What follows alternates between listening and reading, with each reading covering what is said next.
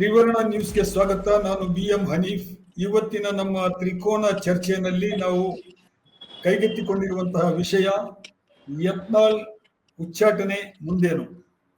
ಬಸನಗೌಡ ಪಾಟೀಲ ಯತ್ನಾಳ್ ಬಿಜಾಪುರ ನಗರ ಕ್ಷೇತ್ರದ ಬಹಳ ಜನಪ್ರಿಯ ಶಾಸಕ, ಬಿಜೆಪಿಯಲ್ಲಿ ಬಹಳ ಸುದ್ದಿಯಲ್ಲಿದ್ದಂತಹ ರಾಜ್ಯ ಮಟ್ಟದ ನಾಯಕ. ಪ್ರತಿದಿನವೂ ಒಂದಲ್ಲ ಒಂದು ಸುದ್ದಿ ಪತ್ರಿಕೆಯಲ್ಲಿ ಮಾಧ್ಯಮಗಳಲ್ಲಿ ಅವರದ್ದು ಬರ್ತಾ ಇತ್ತು. ಬಹಳ ಮುಖ್ಯವಾಗಿ ಇತ್ತೀಚಿನ ದಿನಗಳಲ್ಲಿ ಅವರು BS ಯಡಿಯೂರಪ್ಪ ಮತ್ತು BY ವಿಜಯೇಂದ್ರ ಏನು ಬಿಜೆಪಿಯ ವರಿಷ್ಠ ನಾಯಕರಾಗಿರುವಂತಹ BS ಯಡಿಯೂರಪ್ಪ ಅವರಿದ್ದಾರೆ ಮತ್ತು ಅವರ ಮಗ ಇವತ್ತು ರಾಜ್ಯ ಬಿಜೆಪಿಯ ಅಧ್ಯಕ್ಷರಾಗಿರುವಂತಹ ವಿಜಯೇಂದ್ರ ಅವರು ಏನಿದ್ದಾರೆ, ಅವರ ವಿರುದ್ಧ ನಿರಂತರವಾದಂತಹ ಹೋರಾಟವನ್ನು ನಡೆಸಿಕೊಂಡು ಬಂದಿದ್ದಾರೆ. ಈ ಹೋರಾಟ ಒಂದು ರೀತಿ ತಾರ್ಕಿಕ ಅಂತ್ಯಕ್ಕೆ ಯಾವಾಗ ಹೋಗುತ್ತೆ ಅನ್ನುವಂತಹ ಒಂದು ಕುತೂಹಲ ಕಳೆದ 1-2 ತಿಂಗಳಿಂದ ಇತ್ತದು.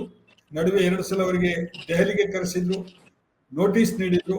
ನಿಮ್ಮ ವಿರುದ್ಧ ಏಕೆ ಶಿಸ್ತು ಕ್ರಮವನ್ನು ಕೈಗೊಳ್ಳಬಾರದು ಅನ್ನುವಂತಹ ಉತ್ತರ ನೀಡಿ ಅನ್ನುವಂಥ ನೋಟಿಸ್ ಅನ್ನು ಕೊಟ್ಟರು. ಆ ನೋಟಿಸ್ಗೆ ಅವರು ಉತ್ತರ ಕೊಟ್ಟರು. ಅದಾದ ಮೇಲೆ ಕೂಡ ಈ ಪ್ರತಿಕ್ರಿಯೆ ಅವರದ್ದು ಕಂಟಿನ್ಯೂ ಆಗಿತ್ತು. ಈಗ ಅಂತಿಮವಾಗಿ ಬಿಜೆಪಿ ಹೈಕಮಾಂಡ್ ಬಸನಗೌಡ ಯತ್ನಾಳ್ ಅವರನ್ನ ಪಕ್ಷದಿಂದ 6 ವರ್ಷಗಳ ಕಾಲ ಉಚ್ಚಾಟಿಸಿದೆ. ಪಕ್ಷದ ಎಲ್ಲ ಪ್ರಾಥಮಿಕ ಸದಸ್ಯತ್ವದಿಂದ ಉಚ್ಚಾಟಿಸಿದೆ. ಸತ್ಯನಾರಾಯಣ ಅವರು ನಮ್ಮ ಜೊತೆಗಿದ್ದಾರೆ. ಸತ್ಯನಾರಾಯಣ ಹೇಮಾದ್ರಿ ಅವರು ಬಾಗಲಕೋಟೆಯಿಂದ ನಮ್ಮ ಜೊತೆಗೆ ಜಾಯ್ನ್ ಆಗಿದ್ದಾರೆ, ಬಿಜೆಪಿಯ ರಾಜ್ಯ ವಕ್ತಾರರು. ಅದೇ ರೀತಿ ಕಾಂಗ್ರೆಸ್ನ ಪ್ರಮುಖ ರಾಜ್ಯ ವಕ್ತಾರರು SM ಪಾಟೀಲ್ ಗಣಿಹಾರ್ ಅವರು ವಿಜಯಪುರದಿಂದ ನಮ್ಮ ಜೊತೆಗೆ ಜಾಯ್ನ್ ಆಗಿದ್ದಾರೆ. ಈ ವಿಷಯ ಸ್ವಲ್ಪ ವಿಜಯಪುರ ಕೇಂದ್ರಿತವಾಗಿರೋದ್ರಿಂದ ಆ ಹಿನ್ನೆಲೆಯಲ್ಲಿ ಇಬ್ರು ಕೂಡ ಆ ಭಾಗದಿಂದ ನಮ್ಮ ಜೊತೆಗೆ ಚರ್ಚೆಗೆ ಬಂದಿದ್ದಾರೆ. ಇಬ್ಬರನ್ನು ಕೂಡ ನಾನು ಚರ್ಚೆಗೆ ನಮಸ್ತೆ ಸರ್. ಎಸ್ ಸತ್ಯನಾರಾಯಣ ಅವರೇ, ನಿಮ್ಗೆ ಸ್ವಲ್ಪ ಖುಷಿಯಾದಂಗೆ ಕಾಣಿಸ್ತಾ ಇದೆ ಈ ಸುದ್ದಿ ಕೇಳಿ. ಸರ್, ಖುಷಿ ಪ್ರಶ್ನೆನೇ ಇಲ್ಲ ಇಲ್ಲಿ. ಇದನ್ನ ನಿನ್ನೆ ನಮ್ಮ ಸನ್ಮಾನ್ಯ ರಾಜ್ಯಾಧ್ಯಕ್ಷರು ಹೇಳಿದ್ದಾರೆ, ಇದನ್ನು ವಿಜೃಂಭಿಸಬಾರದು, ಮತ್ತೆ ಇದು ಸಹನೇನೂ ಅಲ್ಲ, ಯಾರಿಗೂ ಒಳ್ಳೇದು ಅಲ್ಲ ಅನ್ನುವಂತಹದನ್ನ ಒಂದು ಜವಾಬ್ದಾರಿತ ಸ್ಥಾನದಲ್ಲಿ ಇದ್ದಂತ ನಮ್ಮ ರಾಜ್ಯಾಧ್ಯಕ್ಷ ಹೇಳಿದಾರಲ್ಲ ಸರ್, ಇದನ್ನು ವಿಜೃಂಭಿಸಬಾರುವಂತದ್ದು ಅನ್ನುವಂಥ ಪ್ರಶ್ನೆ ಸಹಜವಾಗಿದೆ. ಏನು ಭಾರತೀಯ ಜನತಾ ಪಕ್ಷ ಒಂದ್ ಸೆಕೆಂಡ್, ನಿನ್ನೆ ರಾಜ್ಯಾಧ್ಯಕ್ಷ ಹೇಳಿದ್ದು ನಮ್ಮ ಒಂದು ಸಹಜತೆ ಮೇಲೆ ಹೇಳಿದ್ರಲ್ಲ ಸರ್. ಭಾರತೀಯ ಜನತಾ ಪಕ್ಷ ತ್ಯಾಗ, ಸಹನೆ, ತಾಳ್ಮೆ, ಅನುಶಾಸನದಾಗ ಬರ್ಬೇಕಾಗಿದ್ದೆ. ಅದು ಒಂದು ನಡೆದಂತ ಒಂದು ಇದು ದುರದೃಷ್ಟಕರ ಘಟನೆ ಅನ್ನುವಂಥದ್ದನ್ನು ಹೇಳಿದಾರ. ಮತ್ತೆ ನೋಡಿ, ಬಸನಗೌಡರು ಒಬ್ಬ ಶಾಸಕರಾಗಿ, ಒಬ್ಬ ಸಂಸದರಾಗಿ, ಆಮೇಲೆ ಮೇಲ್ಮನೆ ಸದಸ್ಯರಾಗಿ, ಫುಡ್ ಕಾರ್ಪೊರೇಷನ್ ಆಫ್ ಇಂಡಿಯಾದ ಅಧ್ಯಕ್ಷರಾಗಿ ಬಹಳ ಒಂದು ಎಲ್ಲಾ ಒಂದು ಅಧಿಕಾರದ ಎಲ್ಲಾ ಮಜಲುಗಳನ್ನು ಅನುಭವಿಸಿದಂತವ್ರು. ಕೇಂದ್ರ ಸಚಿವರಾಗಿ, ರೈಲ್ವೆ ಖಾತೆ ಉಪಸಚಿವರಾಗಿ, ವಿಶೇಷವಾಗಿ ಸನ್ಮಾನ್ಯ ಆದರಣೀಯ ಅಟಲ್ ಜಿಯವರ ಸರ್ಕಾರದಾಗ 6-7 ತಿಂಗಳ ಕಾಲ ಅವರು ಮಂತ್ರಿಗಳಾಗಿ ಕಾರ್ಯನಿರ್ವಹಿಸಿದಂತವ್ರು. ಅಟಲ್ ಜಿ ನಮ್ಮ ಮೇರು ವ್ಯಕ್ತಿತ್ವ ಈ ದೇಶದಾಗ. ಪಕ್ಷಾತೀತವಾಗಿ ಅಜಾತಶತ್ರು, ಅಕ್ಷರಶಃ ಅಜಾತಶತ್ರು ಅಂತ ಅಟಲ್ ಜಿ ಅವರ ಸಂಪುಟದಲ್ಲಿ ಸಚಿವರಾಗಿ ಕೂಡ ಅವ್ರದ್ದು ಯಾಕೆ ಇವರು ನೆರಳ ತಾಳ್ಮೆ, ಸಹನೆ ಅನ್ನೋ ನೆರಳನ್ನ ಯಾಕೆ ನಮಗೆ ಬಸನಗೌಡರ ಮೇಲೆ ಬೀಳ್ಲಿಲ್ಲ ಅಂತೇಳಿ ನಮಗೆ ಇವತ್ತಿಗೂ ಒಂದು ಯಕ್ಷ ಪ್ರಶ್ನೆ. ಅದು ಇವತ್ತಿಗೂ ಒಂದು ಯಕ್ಷ ಪ್ರಶ್ನೆ ಹನೀಫ್ ಸರ್. ಅದು ನೋಡಿ, ಯಾಕಂದ್ರೆ ಅಟಲ್ ಜಿ ಮತ್ತು ಅಡ್ವಾಣಿಜಿ ಅವ್ರಿಗೆ ಎಂತೆಂತ ಆಮಿಷಗಳು ಬಂದು, ಅಡ್ವಾಣಿಜಿ ಅವ್ರಿಗಂತರೂ ರಾಷ್ಟ್ರಪತಿ ಮಾಡುವ ಒಂದು ಆಹ್ವಾನ ಕೊಟ್ಟರು ಕೂಡ ಪಕ್ಷ ಬಿಟ್ಟು ಬಂದ್ರೆ ನಿಮ್ಮನ್ನು ರಾಷ್ಟ್ರಪತಿ ಮಾಡ್ತೀವಿ ಅನ್ನುವಂತ ಆಹ್ವಾನ ಬಂದಿತ್ತು. ಗೊತ್ತಿರಲಿಲ್ಲ ಇದು. ನಾನೊಬ್ಬ ಪಕ್ಷದ ವಕ್ತಾರನಾಗಿ ತಿಳಿದುಕೊಂಡಿರುವಂತ ಮಾಹಿತಿ ಪ್ರಕಾರ ಅಂತ ಸಂದರ್ಭದಲ್ಲಿ ಕೂಡ ಅವರು ವಿಚಲಿತರಾಗ್ಲಿಲ್ಲ. ಡೋರ್ ಹಾಕ್ತೀನಿ ಸರ್, ಡಿಸ್ಟರ್ಬೆನ್ಸ್ ಅದ, ಒಂದು ಜಸ್ಟ್ ಡೋರ್ ಹಾಕ್ತೀನಿ. ಒಂದು ನಿಮಿಷ. 5:34 ಕಟ್ ಮಾಡ್ಕೋತೀವಿ ನಾವು. ಇದಕ್ಕೆ ರೆಕಾರ್ಡಿಂಗ್ ಮಾಡ್ತೀವಿ ನಾವು. ನಾರ್ಮಲಿ ನಮ್ಮ ಎಡಿಟಿಂಗ್ ನಲ್ಲಿ ಕಟ್ ಮಾಡ್ತೀವಿ ಆಮೇಲೆ ಈ ಟೈಮ್ ಅನ್ನ. ಹಾ ಸರ್, ಸಾರಿ ಫಾರ್ ಅಲ್ಲೇನಾಯ್ತು ಅಂತಂದ್ರೆ ಒಂದು ಘಟನೆ ಹೇಳ್ತೀನಿ ನಾನು, ಬಹಳ ಮಾರ್ಮಿಕವಾದಂತ ಮನಸ್ಸಿಗೆ ತಾಟುವಂತದ್ದು. ಅಟಲ್ ಜಿ, ಅಡ್ವಾಣಿಜಿ, ಎಂತೆಂತ ಘಟಾನುಘಟಿಗ ಸುಂದರ್ ಸಿಂಗ್ ಭಂಡಾರಿ, ಪಂಡಿತ್ ಜಿ, ಡಾಕ್ಟರ್ ಶ್ಯಾಮ್ ಪ್ರಕಾಶ್ ಜಿ ಮುಖರ್ಜಿ ಅವರು ಇಂಥವ್ರೆಲ್ಲ ಕಟ್ಟಿದಂತ ಒಂದು ಪಕ್ಷ ಇದು. ಹಲವಾರು ಅಸಂಖ್ಯಾತ ನಾಯಕರುಗಳು ತ್ಯಾಗ ಇದ್ರ ಮೇಲೆ ಮಾಡಿದಂತ ಒಂದು ಪಕ್ಷ. ಒಂದ್ಸಾರಿ ಅಟಲ್ ಜಿ ಅವ್ರ ಕಾಲದಾಗ ಅವರು ನಮ್ಮ ಹಿರಿಯರಾದಂತ ಸುಂದರ್ ಸಿಂಗ್ ಭಂಡಾರಿ ಅವ್ರು ಬಂದಿರ್ತಾರ. ಅಟಲ್ ಜಿ ಅವ್ರ ಕಾಲದಲ್ಲಿ ಇದು ಪಾದರಕ್ಷೆ ಇರಂಗಿಲ್ಲ ಅಂತ ಹೇಳ್ಬಿಟ್ಟು ಅವರು ಸುಂದರ್ ಸಿಂಗ್ ಭಂಡಾರಿ ಅವರು ಅಟಲ್ ಜಿಗೆ ₹2 ಕೊಡ್ತಾರಂತೆ ಅನೀಪ್ ಸರ್. ಪಾದರಕ್ಷೆ ತಗೊಳಪ್ಪ, ಮುಂಚೆ ಹೋಗಿ ಅಡ್ಡಾಡ್ಬೇಡ ಬರಿಗಾಲಿನಿಂದ ತೊಂದರೆ ಆಗುತ್ತೆ ಅಂತ ಹೇಳಿ. ಆಯ್ತು ಅಂತೇಳಿ ₹2 ತಗೊಳ್ತಾರ. ತಿರ್ಗಾ ಮತ್ತೊಂದ್ ಸಾರಿ ಒಂದ್ ತಿಂಗಳನ್ನ ಯಾವಾಗ ಬಿಟ್ಟು ಬಂದು ಸುಂದರ್ ಸಿಂಗ್ ಭಂಡಾರಿ ಅವರು ಮತ್ತೆ ಅಟಲ್ ಜಿ ಕಾಲಲ್ಲಿ ನೋಡ್ತಾರೆ, ಅಲ್ಲಿ ಪಾದರಕ್ಷೆ ಇರಂಗಿಲ್ಲ. ಆ ಸಂದರ್ಭದಲ್ಲಿ ಮತ್ತೆ ಕೇಳ್ತಾರ, ನಾನು ನಿನಗೆ ₹2 ದುಡ್ಡು ಕೊಟ್ಟಿದ್ದೆ ಪಾದರಕ್ಷೆ ತಗೊಳಕ್ಕೆ, ಯಾಕಪ್ಪ ಏನಾಯ್ತು ನಿನ್ಗೆ ಅಂತಂದ್ರೆ, ಪಾಪ ಅಟಲ್ ಜಿ ಹೇಳ್ತಾರ ಅವಾಗ ಅಕ್ಷರಶಃ ಕಣ್ಣಾಗಿ ನೀರ್ ಬರ್ತದ. ಅಟಲ್ ಜಿ ಏನ್ ಹೇಳ್ತಾರ, ನಾನು 4 ದಿವಸದಿಂದ ಊಟ ಮಾಡಿರ್ಲಿಲ್ಲ ಅಜ್ಜಿ, ಅದಕ್ಕೆ ನೀವು ಕೊಟ್ಟಂತ ₹2 ನಾನು ಈ ಹೊಟ್ಟೆ ತುಂಬಿಸ್ಕೊಂಡು ಬಿಟ್ಟು ಈ ಬ್ರಹ್ಮಾಂಡದ ಹೊಟ್ಟೆ ಅಂತ ಹೇಳ್ತಾರ. ಎಂತಾದ್ರೂ ಇದು ಸತ್ಯನಾರಾಯಣ ಅವರೇ, ಇಲ್ಲ ಸತ್ಯನಾರಾಯಣ ಅವರೇ, ಒಂದ್ ನಿಮಿಷ. ಇದು ಎಲ್ಲ ಹಳೆ ಕಥೆ. ಬಿಜೆಪಿ ಅಲ್ಲಿಂದ ಬಹಳ ಮುಂದೆ ಬಂದಿದೆ. ಈಗ ಬಿಜೆಪಿಯಲ್ಲಿ ಕಾಂಗ್ರೆಸ್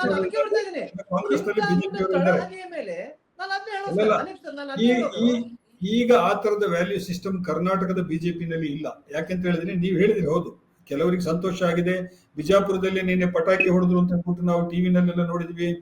ಯಾಕಂದ್ರೆ ಪಕ್ಷದಿಂದ ಒಬ್ಬ ದೊಡ್ಡ ನಾಯಕರನ್ನ ಸಸ್ಪೆಂಡ್ ಮಾಡಿದಾಗ, ಉಚ್ಚಾಟನೆ ಮಾಡಿದಾಗ ಆ ಪಕ್ಷದವರೇ ಪಟಾಕಿ ಹೊಡಿತಾರೆ ಅಂತ ಹೇಳಿ ಆದ್ರೆ ಆ ನಾಯಕರ ಒಂದು ಇದು ಏನಿದೆ ಅನ್ನೋದು ನಮ್ಗೆ ಗೊತ್ತಾಗುತ್ತೆ. ಇರ್ಲಿ, ಅದು ಅದು ಅದು ಅದು ಅದು ನೀವ್ ಹೇಳಿದ್ ಸರಿ. ಒಂದು ಕಾಲದಲ್ಲಿ ಆ ತರದ ಬಿಜೆಪಿನಲ್ಲಿ ಅಲ್ಲ ಹನೀಫ್ ಸರ್, ನಿನ್ನೆ ಏನು ಆ ಪಟಾಕಿ ಘಟನೆ ಆಯ್ತು, ನಮ್ಮ ಸಾಯಂಕಾಲ ನಮ್ಮ ಏನು ಉಚ್ಚಾಟನೆ ಪತ್ರ ಬಂದ ತಕ್ಷಣ ನಮ್ಮ ರಾಜ್ಯಾಧ್ಯಕ್ಷರು ಟ್ವೀಟ್ ಮಾಡಿದ್ರು, ಇದನ್ನು ವಿಜೃಂಭಿಸಬಾರದು ಅಂತ ಹೇಳಿ. ಆದ್ರೂ ಕೂಡ ಕಾರ್ಯಕರ್ತರು ಹೋಗ್ನಾಗ ಬಂದು ಏನೋ ತಮ್ಮ ಯಾವ್ದೋ ಒಂದು ಕಾರಣಾಂತರ ಮಾಡಿದ್ರು, ಅವ್ರಿಗೆ ಸೂಚನಾನು ಹೋಯ್ತು. ಮತ್ತೆ ತಿರ್ಗಾ ಈ ರೀತಿ ಇವತ್ತು ಇಲ್ಲೊಂದು ಆಗಿದೆ ಘಟನೆ, ಇದು ಎಲ್ಲೂ ಕೂಡ ಆಗಬಾರದು ಅಂತ ಹೇಳಿ ಸ್ಪಷ್ಟವಾದಂತ ಸೂಚನೆ ಪಕ್ಷದಿಂದ ಹೋಯ್ತು. ನನಗೆ ಅದು ಸ್ಟಾಪ್ ಆಯ್ತು. ಈಗ ನಿಮ್ಮ ಪ್ರಕಾರ ಯತ್ನಾಳ್ ಅವರು ಪಕ್ಷದಿಂದ ಉಚ್ಚಾಟನೆ ಆದದ್ದರಿಂದಾಗಿ ಬಿಜಾಪುರ ಜಿಲ್ಲೆಯ ರಾಜಕೀಯದ ಮೇಲೆ ಮತ್ತು ರಾಜ್ಯ ರಾಜಕೀಯದ ಮೇಲೆ ಬಿಜೆಪಿಗೆ ಏನೆಲ್ಲ ದುಷ್ಪರಿಣಾಮಗಳಾಗ್ತವೆ? ಭಾರತೀಯ ಜನತಾ ಪಕ್ಷ ಇಂತ ಹಲವು ಏಳು ಬೀಳುಗಳನ್ನು ಕಂಡಿದೆ. ಇಂಥವ್ರು ಬಹಳ ಜನ ಹೋದ್ರು. ಸನ್ಮಾನ್ಯ ಯಡಿಯೂರಪ್ಪನವರು ಕೂಡ 2013ರಲ್ಲಿ ಕೆಜೆಪಿ ಮಾಡಿದ್ರು ಹನೀಫ್ ಸರ್. ಆದ್ರೆ ಅದ್ರ ಪರಿಣಾಮಗಳು ಆ ಕ್ಷಣಕ್ಕೊಂದ್ ಸ್ವಲ್ಪ ಮಟ್ಟಿಗೆ ಇರ್ತದೆ. ಬಟ್ ಇವಾಗ ನಮ್ ಕಣ್ ಮುಂದೆ ಯಾವ ಚುನಾವಣೆಗಳಾಗ್ಲಿ ಏನು ಇಲ್ಲ. ಇನ್ನು 3 ವರ್ಷ ನಾವು ಕಾಯ್ಬೇಕಾಗ್ತದ. ಲೋಕಸಭೆ ಇರ್ಲಿ, ವಿಧಾನಸಭೆ ಚುನಾವಣೆಗಳು ಯಾವುದೇ ಇರ್ಲಿ. ಮತ್ತು ಪಕ್ಷದಾಗ ಇದೊಂದು ತಳಹದಿ, ಒಂದು ಸಂಘಟನೆ, ಒಂದು ತಳಹದಿಯ ಮೇಲೆ ಬಂದಾಗ ಭಾರತೀಯ ಜನತಾ ಪಕ್ಷ ಯಾವುದೇ ಪರಿಣಾಮ ಬೀರುವುದಿಲ್ಲ ಅಂತ ಹೇಳಿ ಹೇಳ್ತೀನಿ. ನಾನು ಒಬ್ಬ ಕಾರ್ಯಕರ್ತನಾಗಿ ನಾನು ಹಲವು ಏಳು ಬೀಳುಗಳನ್ನು ಕಂಡುಕೊಂಡು ಬಂದಿದ್ದೀನಿ ಪಕ್ಷದಾಗ. ನಾನು ಕಾರ್ಯಕರ್ತನಾಗಿ ಪಕ್ಷ ಆ ಸಂದರ್ಭದಲ್ಲಿ ಕಾರ್ಯಕರ್ತರು ಸ್ವಲ್ಪ ವಿಚಲಿತರಾಗುವುದು ಸಹಜ. ಆದ್ರೆ ಭಾರತೀಯ ಜನತಾ ಪಕ್ಷದ ಮೂಲ ಕಾರ್ಯಕರ್ತರು ಯಾರಿದಾರ, ಇವತ್ತಿನ ರಾಜಕೀಯ ನಾಯಕರುಗಳ ವೈಯಕ್ತಿಕ ಭೇದ, ಭಿನ್ನಾಭಿಪ್ರಾಯ ಅಲ್ಲ, ವೈಯಕ್ತಿಕ ಭೇದಗಳಿಗೆ ಕಾರ್ಯಕರ್ತರು ಮಾತ್ರ ಯಾವುದೇ ಕಾರಣದಿಂದನೂ ವಿಚಲಿತರಾಗುವುದಿಲ್ಲ ಅಂತ ನಾನು ಈ ಸಂದರ್ಭದಲ್ಲಿ ಎಸ್ ಎಂ ಪಾಟೀಲ್ ಅವರೇ, ನೀವು ವಿಜಯಪುರದವರು, ವಿಜಯಪುರ ಜಿಲ್ಲೆಯ, ಈಗ ಸತ್ಯನಾರಾಯಣ ಅವರು ಹೇಳೋದು ಸರಿ ಇದೆ ಒಂದು ಲೆಕ್ಕದಲ್ಲಿ. ಆದ್ರೆ ಬಸನಗೌಡ ಪಾಟೀಲ್ ಯತ್ನಾಳ್ ಅವರಿಗೆ ಅವರ ಪಕ್ಷದಲ್ಲಿ ಅವರದೇ ಆದಂತ ಹಿಡಿತ ಇದೆ, ಅವರದೇ ಆದಂತ ಬೆಂಬಲಿಗರಿದ್ದಾರೆ. ಅವರು ಹಿಂದೂ ಹುಲಿ ಅಂತ ಹೆಸರಾದ ಕೆಲವು ಮಂದಿಗಳಲ್ಲಿ, ಬಿಜೆಪಿಯ ಮಂದಿಗಳಲ್ಲಿ, ನಾಯಕರಲ್ಲಿ ಅವರು ಒಬ್ಬರು. ಈ ಉಚ್ಚಾಟನೆ ಪರಿಣಾಮ ಬಿಜೆಪಿ ಪಕ್ಷದ ಮೇಲೆ ಏನಾಗುತ್ತೆ ಮತ್ತು ಬಿಜಾಪುರ ನಗರ ಕ್ಷೇತ್ರದ ಮೇಲೆ ಏನಾಗುತ್ತೆ? ನಮಗೆ ಬೇಕಾಗಿರೋದು ಹಿಂದೂ ಹುಲಿ ಅಲ್ಲ. ಒಬ್ಬ ಆರಿಸಿ ಬರುವವರಿಗೆ ಯಾವ್ದಾರು ಹುಲಿ ಅಂತ ಹೇಳ್ಕೊಂಡು ಆರಿಸಿ ಬರ್ಲಿ. ಅವ್ರು ಸಾರ್ವಜನಿಕರ, ಇಡೀ ಮತದಾರರ, ಇಡೀ ಮತಕ್ಷೇತ್ರದ ಒಬ್ಬರು ಶಾಸಕರಾಗಬೇಕಾಗಿತ್ತು. ಆಗ್ಲಿಲ್ಲ. ಅವ್ರು ಕೆಲವು ವರ್ಗದ, ಕೆಲವು ಗುಂಪಿನ, ಈ ಒಂದು ಬಿಜೆಪಿಯಲ್ಲಿ ಸಹಿತ ಕೆಲವು ಗುಂಪಿನ ನಾಯಕರಾದ್ರು, ಗುಂಪಿನ ಶಾಸಕರಾದ್ರು ಹೊರತಾಗಿ ಅವರು ಸಾರ್ವಜನಿಕ ಮತ್ತು ಇಡೀ ಬಿಜೆಪಿ ಪಕ್ಷದ ಶಾಸಕರು, ಪಕ್ಷದ ಕಾರ್ಯಕರ್ತರಿಗೆ ಶಾಸಕರು ಅಂತ ಅನಿಸ್ಲಿಲ್ಲ ಅವ್ರಿಗೆ. ಒಂದ್ ವೇಳೆ ಆಗಿತ್ತಂದ್ರ ನಿನ್ನಿನ ದಿವಸ ವಿಜೃಂಭಣೆ ಆಗ್ತಿರ್ಲಿಲ್ಲ. ಅವ್ರು ಒಂದು ವೇಳೆ ಇಡೀ ನಗರಕ್ಕೆ ಬೇಕಾದಂತ ಎಲ್ಲಾ ಕಾರ್ಯಕರ್ತರಿಗೆ ಒಳಗೊಂಡಂತ ಎಲ್ಲರ ಹಿತದಾಯಕ ಆದ ಒಂದು ಶಾಸಕರಾಗಿದ್ರೆ ನಿನ್ನೆ ವಿಜೃಂಭಣೆ ಆಗ್ತಿರ್ಲಿಲ್ಲ. ಆ ವಿಜೃಂಭಣೆ ಅಂತ ಕೆಲಸ ಮಾಡ್ಬೇಡ್ರಿ ಅಂತ ರಾಜ್ಯಾಧ್ಯಕ್ಷರು ಅವ್ರಿಗೆ ವಾರ್ನಿಂಗ್ ಮಾಡ್ತಿರ್ಲಿಲ್ಲ. ಯಾಕಂತ ಕೇಳಿದ್ರೆ ಇವ್ರು ಕೆಲವು ತಮ್ಮ ಸ್ವಾರ್ಥಕ್ಕೋಸ್ಕರ ಗುಂಪುಗಾರಿಕೆ ಮಾಡ್ಕೊತಿ ಬಂದ್ರು. ಇನ್ನೊಂದು ವಿಷಯ ಏನಂದ್ರ, ನೀವು ಆಗ್ಲೇ ನಾರಾಯಣರಾವ್ ಅವ್ರಿಗೆ ಕೇಳಿದ್ರಿ ಇದರಿಂದ ಏನ್ ಪರಿಣಾಮ ಆಗ್ತಂತ ಹೇಳಿ. ಬಸನಗೌಡ ಪಾಟೀಲ್ ಯತ್ನಾಳ್ ಅವರು ಯಾವಾಗ್ಲೂ ಅವ್ರು ಯಾವ ಗಿಡದ ಟೊಂಗೆ ಮೇಲೆ ನಿಂತಿರ್ತಾರ ಅದೇ ಟೊಂಗೆನೆ ಕಡಿತಾರ ಅವ್ರು ಯಾವಾಗ್ಲೂ. ಅವ್ರದೊಂದು ಸ್ವಭಾವ ಅದು. ಯಾಕಂತ ಕೇಳಿದ್ರೆ ಹಿಂದೊಂದ್ಸಲ ಇವ್ರು 0 ಆಗಿದ್ರು, ಬಿಜೆಪಿ ಅವ್ರು ಹೊರಗೆ ಹಾಕಿದ್ರು, JDS ಸೋತಿದ್ರು. ಅವಾಗ ಹೌದು. ಮತ್ತೆ ಯಡಿಯೂರಪ್ಪನವ್ರು ಇವ್ರಿಗೆ ಕರೆದು 2009ರಲ್ಲಿ ಅವರನ್ನ ಮೊದಲ ಬಾರಿಗೆ ಅವರು ಯಡಿಯೂರಪ್ಪ ಮತ್ತು ಶೋಭಾ ಕರಂದ್ಲಾಜೆ ಅವರ ವಿರುದ್ಧ ಅವರು ಇದು ಮಾಡಿದಾಗ, ಟೀಕೆಗಳನ್ನ ಮಾಡಿದಾಗ ಆವಾಗ ಅವ್ರನ್ನ ಉಚ್ಚಾಟನೆ ಮಾಡಲಾಗಿತ್ತು. ಆಮೇಲೆ ಯತ್ನಾಳ್ ಅವರೇ ಸ್ವತಃ ಯಡಿಯೂರಪ್ಪ ಅವರ ಬಳಿಗೆ ಹೋಗ್ಬಿಟ್ಟು ಇಲ್ಲ ನನ್ ತಪ್ಪಾಗಿದೆ ಅಂತ ಹೇಳ್ಬಿಟ್ಟು ಎಲ್ಲ ಬಹಳ ಕ್ಷಮೆ ಎಲ್ಲ ಕೇಳಿದ ನಂತರ ಮತ್ತೆ ಪಕ್ಷಕ್ಕೆ ಸೇರಿಸ್ಕೊಂಡ್ರು. 2016ರಲ್ಲಿ ಅವರು ವಿಧಾನ ಪರಿಷತ್ತಿಗೆ ಬಂಡಾಯ ಅಭ್ಯರ್ಥಿಯಾಗಿ ಸ್ಪರ್ಧೆ ಮಾಡಿದ್ರು ಪಕ್ಷದ ವಿರುದ್ಧ. ಆಗ ಮತ್ತೆ ಉಚ್ಚಾಟನೆ ಆಯ್ತು. ಆಮೇಲೆ ಚುನಾವಣೆ ಬಂದಾಗ ಯಡಿಯೂರಪ್ಪ ಅವರ ಖುದ್ದಾಗಿ ಅವರನ್ನ ಮತ್ತೆ ಒಳಗೆ ಕರ್ಕೊಂಡ್ರು. ಒಳಗ್ ಕರ್ಕೊಂಡು ಅವ್ರಿಗೆ ಮರುಜೀವ ಕೊಟ್ರು, ರಾಜಕೀಯ ಪುನರ್ಜನ್ಮ ಕೊಟ್ರು ಅವ್ರಿಗೆ. ಅಂತ ಒಬ್ಬ ಯಡಿಯೂರಪ್ಪನವರನ್ನ ವೈಯಕ್ತಿಕವಾಗಿ ಅತಿ ಅತಿ ಕೀಳು ಮಟ್ಟದ ಒಂದು ಅಭಿರುಚಿಯ ಒಂದು ಟೀಕೆ ಟಿಪ್ಪಣಿಗಳು ಮಾಡೋದು, ದಿನ ಒತ್ತೊಂದು ಪತ್ರಿಕೆಗಳಲ್ಲಿ ಕೊಡೋದು, ಇದನ್ನ ಮಾಡ್ಕೋತ ಇವತ್ತು ಅವ್ರ ಮಗನ ಜೊತೆನೂ ಅದೇ ಮಾಡಿದ್ರು. ಇದರಿಂದ ಪಕ್ಷಕ್ಕೆ ಬಹಳ ಹಾನಿ ಆಗ್ತಾ ಇತ್ತು. ಇದನ್ನ ಮನಗಂಡು ಬಿಜೆಪಿ ಹೈಕಮಾಂಡ್ದವರು ಬಹಳ ಸೂಕ್ತ ನಿರ್ಧಾರ ತಗೊಂಡಿದ್ದಾರೆ ಅಂತ ನಾನು ಹೇಳ್ತೇನೆ. ನಮ್ಮ ಪಕ್ಷಕ್ಕೂ ಅದಕ್ಕೂ ಸಂಬಂಧ ಇಲ್ಲ, ಅವ್ರಿಗೂ ನಮಗೂ ಸಂಬಂಧ ಇಲ್ಲ. ಒಂದು ನೀವು ಕೇಳಿದ ಪ್ರಶ್ನೆಗೆ ನಂದು ಏನಂದ್ರೆ ಇದರಿಂದ ಏನೂ ಪರಿಣಾಮ ಆಗಂಗಿಲ್ಲ. ಇದರಿಂದ ಅವರಿಂದ ಇಂತ ಬಹಳ ಜನ ಆಗ್ಲೇ ನಾರಾಯಣರವ್ರು ಹೇಳಿದ್ರು, ಎಲ್ಲಾ ಪಕ್ಷದಲ್ಲಿ ಕೆಲವು ನಾಯಕರು ಸಂದರ್ಭಕ್ಕೆ ತಕ್ಕಂತೆ ಅವರವರು ಉಚ್ಚಾಟನೆ ಆಗಿದ್ದಾರೆ, ಬಂಡಾಯ ಎದ್ದಿದ್ದಾರೆ. ಅವರೆಲ್ಲಾ ಪರಿಸ್ಥಿತಿ ಏನೇನಾಗಿದೆ ಅನ್ನೋದು ನಾರಾಯಣವ್ರು ಹೇಳಿದ್ರು. ಈ ಒಂದು ಯಡಿಯೂರಪ್ಪನವ್ರ ಸಹಿತ ಹೊರಗೆ ಹೋಗಿ KJP ಕಟ್ಟಿ ಮತ್ತೆ ವಾಪಸ್ ಬರ್ಬೇಕಾಯ್ತು ಅವ್ರಿಗೆ. ಪಕ್ಷ ಮಾತ್ರ ಒಂದು ಯಾವುದೇ ಪಕ್ಷದ ಕಾರ್ಯಕರ್ತನಿಗೆ ಅದು ಒಂದು ಮಾತೃಭೂಮಿ ಇದ್ದಂಗ, ಮಾತೃ ಕ್ಷೇತ್ರ ಇದ್ದಂಗ. ಅದನ್ನ ಬಿಟ್ಟು ನಾವು ವಿರುದ್ಧ ಮಾಡಬಾರ್ದು ನಮ್ಮ ಪಕ್ಷಕ್ಕೋಸ್ಕರ. ಅಲ್ಲೇ ಒಳಗಿದ್ದುಕೊಂಡು ಒಂದ್ ವೇಳೆ ಬಾಡಾಗಿದ್ರೆ ಅವರು ಯಾರೇ ಆಗಲಿ ಇವತ್ತ ನಾಯಕರುಗಳು, ಯಾವುದೇ ಪಕ್ಷದ ನಾಯಕರುಗಳು ಹೊರಗೆ ಹೋಗಿ ಅವ್ರು ಏನ್ ತಮಗೆ ಬೇಕಾಗಿದ್ದು ಮಾಡ್ಬೇಕು. ಪಕ್ಷದ ಇಟ್ಕೊಂಡು ಇವತ್ತಿನ ತನ ಇಂತ ಒಂದು ಪರಿಸ್ಥಿತಿ ಅಂದ್ರು ಬಿಜೆಪಿ ಹೈಕಮಾಂಡ್ದವರು ಬಹಳ ಲೇಟ್ ಮಾಡಿ ತಾಳ್ಮೆ ವಹಿಸಿ ಬಹಳ ತಡ ಆದ್ರೂ ಸಹಿತ ಒಂದು ಸೂಕ್ತ ನಿರ್ಧಾರ ತಗೊಂಡಿದ್ದಾರೆ ಅವ್ರು. ನಿನ್ನೆನೆ 2 ದಿವಸ ಒಂದ್ ನಿಮಿಷ ಸತ್ಯನಾರಾಯಣ ಅವರೇ, ಹೇಳಿ ಸರ್. ನಾನು ಸತ್ಯನಾರಾಯಣ ಅವ್ರಿಗೆ ಒಂದು ಪ್ರಶ್ನೆ ಕೇಳ್ತಾ ಇದ್ದೀನಿ ಪಾಟೀಲ್ರೆ. ಇದು ಉಚ್ಚಾಟನೆ ಆಯ್ತಲ್ಲ, ಈಗ ನೀವು ಒಂದು ಕ್ಷೇತ್ರವನ್ನ ಕಳೆದುಕೊಂಡ ಹಾಗೆ ಎನ್ನುವಂತ ಮಾತುಗಳು ಕೇಳಿ ಬರ್ತಾ ಇದೆ. ಈಗ ಇನ್ನು ಮುಂದೆ ನೀವು ಬಿಜಾಪುರ ಸಿಟಿ ಕ್ಷೇತ್ರವನ್ನ ಮತ್ತೆ ಬಿಜೆಪಿ ಗಳಿಸ್ಕೊಳ್ಳೋದು ಕಷ್ಟ ಇದೆ ಅನ್ನುವಂತ ಮಾತು ಕೇಳಿ ಬರ್ತಾ ಇದೆ. ಏನ್ ಹೇಳ್ತೀರಿ ನೀವು ಸತ್ಯನಾರಾಯಣ? ಹಿಂದೆ ಅಪ್ಪು ಪಟ್ನಶೆಟ್ಟಿ ಅವರು ಗೆದ್ದಿದ್ರಲ್ಲ ಸರ್ ವಿಜಯಪುರ ಮತಕ್ಷೇತ್ರವನ್ನು, ಶಾಸಕರಾಗಿ ಪ್ರತಿನಿಧಿಸಿದಾರ ಹಿಂದೆ. ಅಪ್ಪು ಪಟ್ನಶೆಟ್ಟಿ ಅವರು ಒಂದ್ ಬಾರಿ ಮಂತ್ರಿ ಕೂಡ ಆಗಿದ್ರು ಅವರು. ಅಪ್ಪು ಪಟ್ನಶೆಟ್ಟಿ ಅವರು 2 ಸಲ. ಹಾಗೆ ಭಾರತೀಯ ಜನತಾ ಪಕ್ಷ ನಾವು ನಮ್ದೊಂದು ಸಿದ್ಧಾಂತ ಐತಲ್ಲ ಸರ್, ಫಸ್ಟ್ ಮೊದಲು ರಾಷ್ಟ್ರ, ಆಮೇಲೆ ಪಕ್ಷ, ಆಮೇಲೆ ವ್ಯಕ್ತಿ. ಆ ಸಿದ್ಧಾಂತಕ್ಕೆ ನಾವು ಬದ್ಧರಾಗಿದ್ದೀವಿ. ಭಾರತೀಯ ಜನತಾ ಪಕ್ಷದ ಕಾರ್ಯಕರ್ತರು ಎಲ್ಲರೂ ಇದಕ್ಕೆ ಬದ್ಧರಾಗಿದ್ದಾರೆ. ಸ್ವತಃ ಯಡಿಯೂರಪ್ಪನವರು ಕೂಡ 2013 ಆದಂತ ಘಟನೆಯನ್ನ ಮುಂದಕ್ಕೆ ಅವ್ರೇನ್ ಹೇಳ್ತಾರ, ನಾ ಇಂಥ ಪ್ರಮಾದ ಇನ್ನು ಮುಂದೆ ಜೀವನದಾಗ ಯಾವತ್ತೂ ಮಾಡೋದಿಲ್ಲ ಅಂತುವಂತ ವಿಚಾರನ ಆದರಣೀಯ ಯಡಿಯೂರಪ್ಪನವರು ಕೂಡ ಹೇಳ್ತಾರೆ. ಸರ್ ಇನ್ನೂ ಒಂದು ಘಟನೆ ನಿಮ್ಗೆ ಬಹಳ ಹನೀಫ್ ಸರ್, ಒಂದು 1975ರಲ್ಲಿ ಒಂದು ಘಟನೆ ಹೇಳ್ತೀನಿ. ರಾಷ್ಟ್ರೀಯ ಮಟ್ಟದಾಗ ಒಂದು ಘಟನೆ ಆಗ್ತದೆ. ಅವಾಗ ಏನು ಬಲರಾಜ್ ಮುಧೋಕ್ ಅಂತ ಹೇಳಿ ಏನು ಅಡ್ವಾಣಿಜಿಯವರ ಸಮಕಾಲೀನರು 1975ರಾಗ ಆ ತುರ್ತು ಪರಿಸ್ಥಿತಿ ಸಂದರ್ಭದಾಗ ಪಾರ್ಟಿನ ವಿಸರ್ಜನೆ ಮಾಡಿ ಆದರಣೀಯ ಲೋಕನಾಯಕ ಜಯಪ್ರಕಾಶ್ ನಾರಾಯಣ್ ಅವರ ನೇತೃತ್ವ ಜನತಾ ಪಾರ್ಟಿ ಹೆಸರಿನಾಗ ನಾವು ಮುಂದೆ ಹೋಗೋಣ ಅಂತ ಒಂದು ಪಕ್ಷದಾಗ ನಿರ್ಣಯ ಆದಾಗ ಆ ಸಭೆ ಒಳಗ ಬಲರಾಜ್ ಮುಧೋಕ್ರವರು ನಾನು ಜನಸಂಘವನ್ನು ಮುಂದಕ್ಕೆ ತೆಗೆದುಕೊಂಡು ಹೋಗ್ತೀನಿ, ಈ ಒಪ್ಪಿಗೆ ಬದ್ದಿಲ್ಲ ಅಂತ ಹೇಳ್ಬಿಟ್ಟು ಬಲರಾಜ್ ಮುಧೋಕ್ರ ಹೇಳ್ತಾರ. ರಾಷ್ಟ್ರೀಯ ನಾಯಕರು ಅಟಲ್ಜಿ ಅಡ್ವಾಣಿಜಿಯವರ ಸಮಕಾಲೀನರು. ಆ ಸಂದರ್ಭದಲ್ಲಿ ಅಡ್ವಾಣಿಯವರು ಕಣ್ಣಾಗ ನೀರು ಬರ್ತದ, ಕಣ್ಣೀರ್ ಹಾಕ್ತಾರ. ಅವಾಗ ಅಟಲ್ಜಿ ಅಧ್ಯಕ್ಷ ಆಗಿರ್ತಾರ, ಅವರು ಬಲರಾಜ್ ಮುಧೋಕ್ರವರನ್ನ ಪಕ್ಷದಿಂದ ಹೊರಗೆ ಹಾಕ್ತಾರ, ಜನಸಂಘವನ್ನು ವಿಸರ್ಜನೆ ಮಾಡ್ತಾರ. ಸರ್ ಇಂಥ ಇತಿಹಾಸ ಐತಿ ನಮ್ದು, ಇಂಥ ಇತಿಹಾಸ ಐತಿ. ಪಕ್ಷನೇ ಶ್ರೇಷ್ಠ ಅನ್ನುವಂತ ಇತಿಹಾಸ ಐತಿ. ಸೊ ಏನು ಪರಿಣಾಮ ಆಗೋದಿಲ್ಲ. ಬಿಜಾಪುರದಲ್ಲಿ ಮತ್ತೆ ನಾವು ನಮ್ಮ ಅಭ್ಯರ್ಥಿ ರೆಡಿ ಇದ್ದಾರೆ ಅಥವಾ ಬೇರೆ ಯಾರಾದ್ರೂ ಒಬ್ರು ಆಗ್ತಾರೆ, ನಾವು ಹೊಸ ಅಭ್ಯರ್ಥಿಯನ್ನ ನಿಲ್ಲಿಸ್ಬಿಟ್ಟು ಆ ಕ್ಷೇತ್ರವನ್ನು ಮತ್ತೆ ಗೆಲ್ತೀವಿ ಅನ್ನುವಂತ ಮಾತನ್ನ ಸತ್ಯನಾರಾಯಣ ಅವರು ಹೇಳ್ತಾ ಇದ್ದಾರೆ. ಎಸ್.ಎಂ. ಪಾಟೀಲ್ ಇದನ್ನ ನೀವು ಒಪ್ತೀರಾ? ನಮ್ಗೆ ಹನೀಫ್ ಸರ್, ನಾನು ಮುಖ್ಯವಾಗಿ ನಾನು ಕೇಳ್ತಾ ಇರೋದು ಪ್ರಶ್ನೆ ನಿಮ್ಮ ಮೌಲ್ಯಗಳಿಗೆ ಸಂಬಂಧಿಸಿದಲ್ಲ, ಪ್ರಾಕ್ಟಿಕಲ್ ಪಾಲಿಟಿಕ್ಸ್ ನಲ್ಲಿ ಏನಾಗ್ತಾ ಇದೆ ಅನ್ನೋದನ್ನ ತಿಳ್ಕೊಳ್ಳೋದಕ್ಕೆ ಇದನ್ನ ಕೇಳ್ತಾ ಇದ್ದೀನಿ.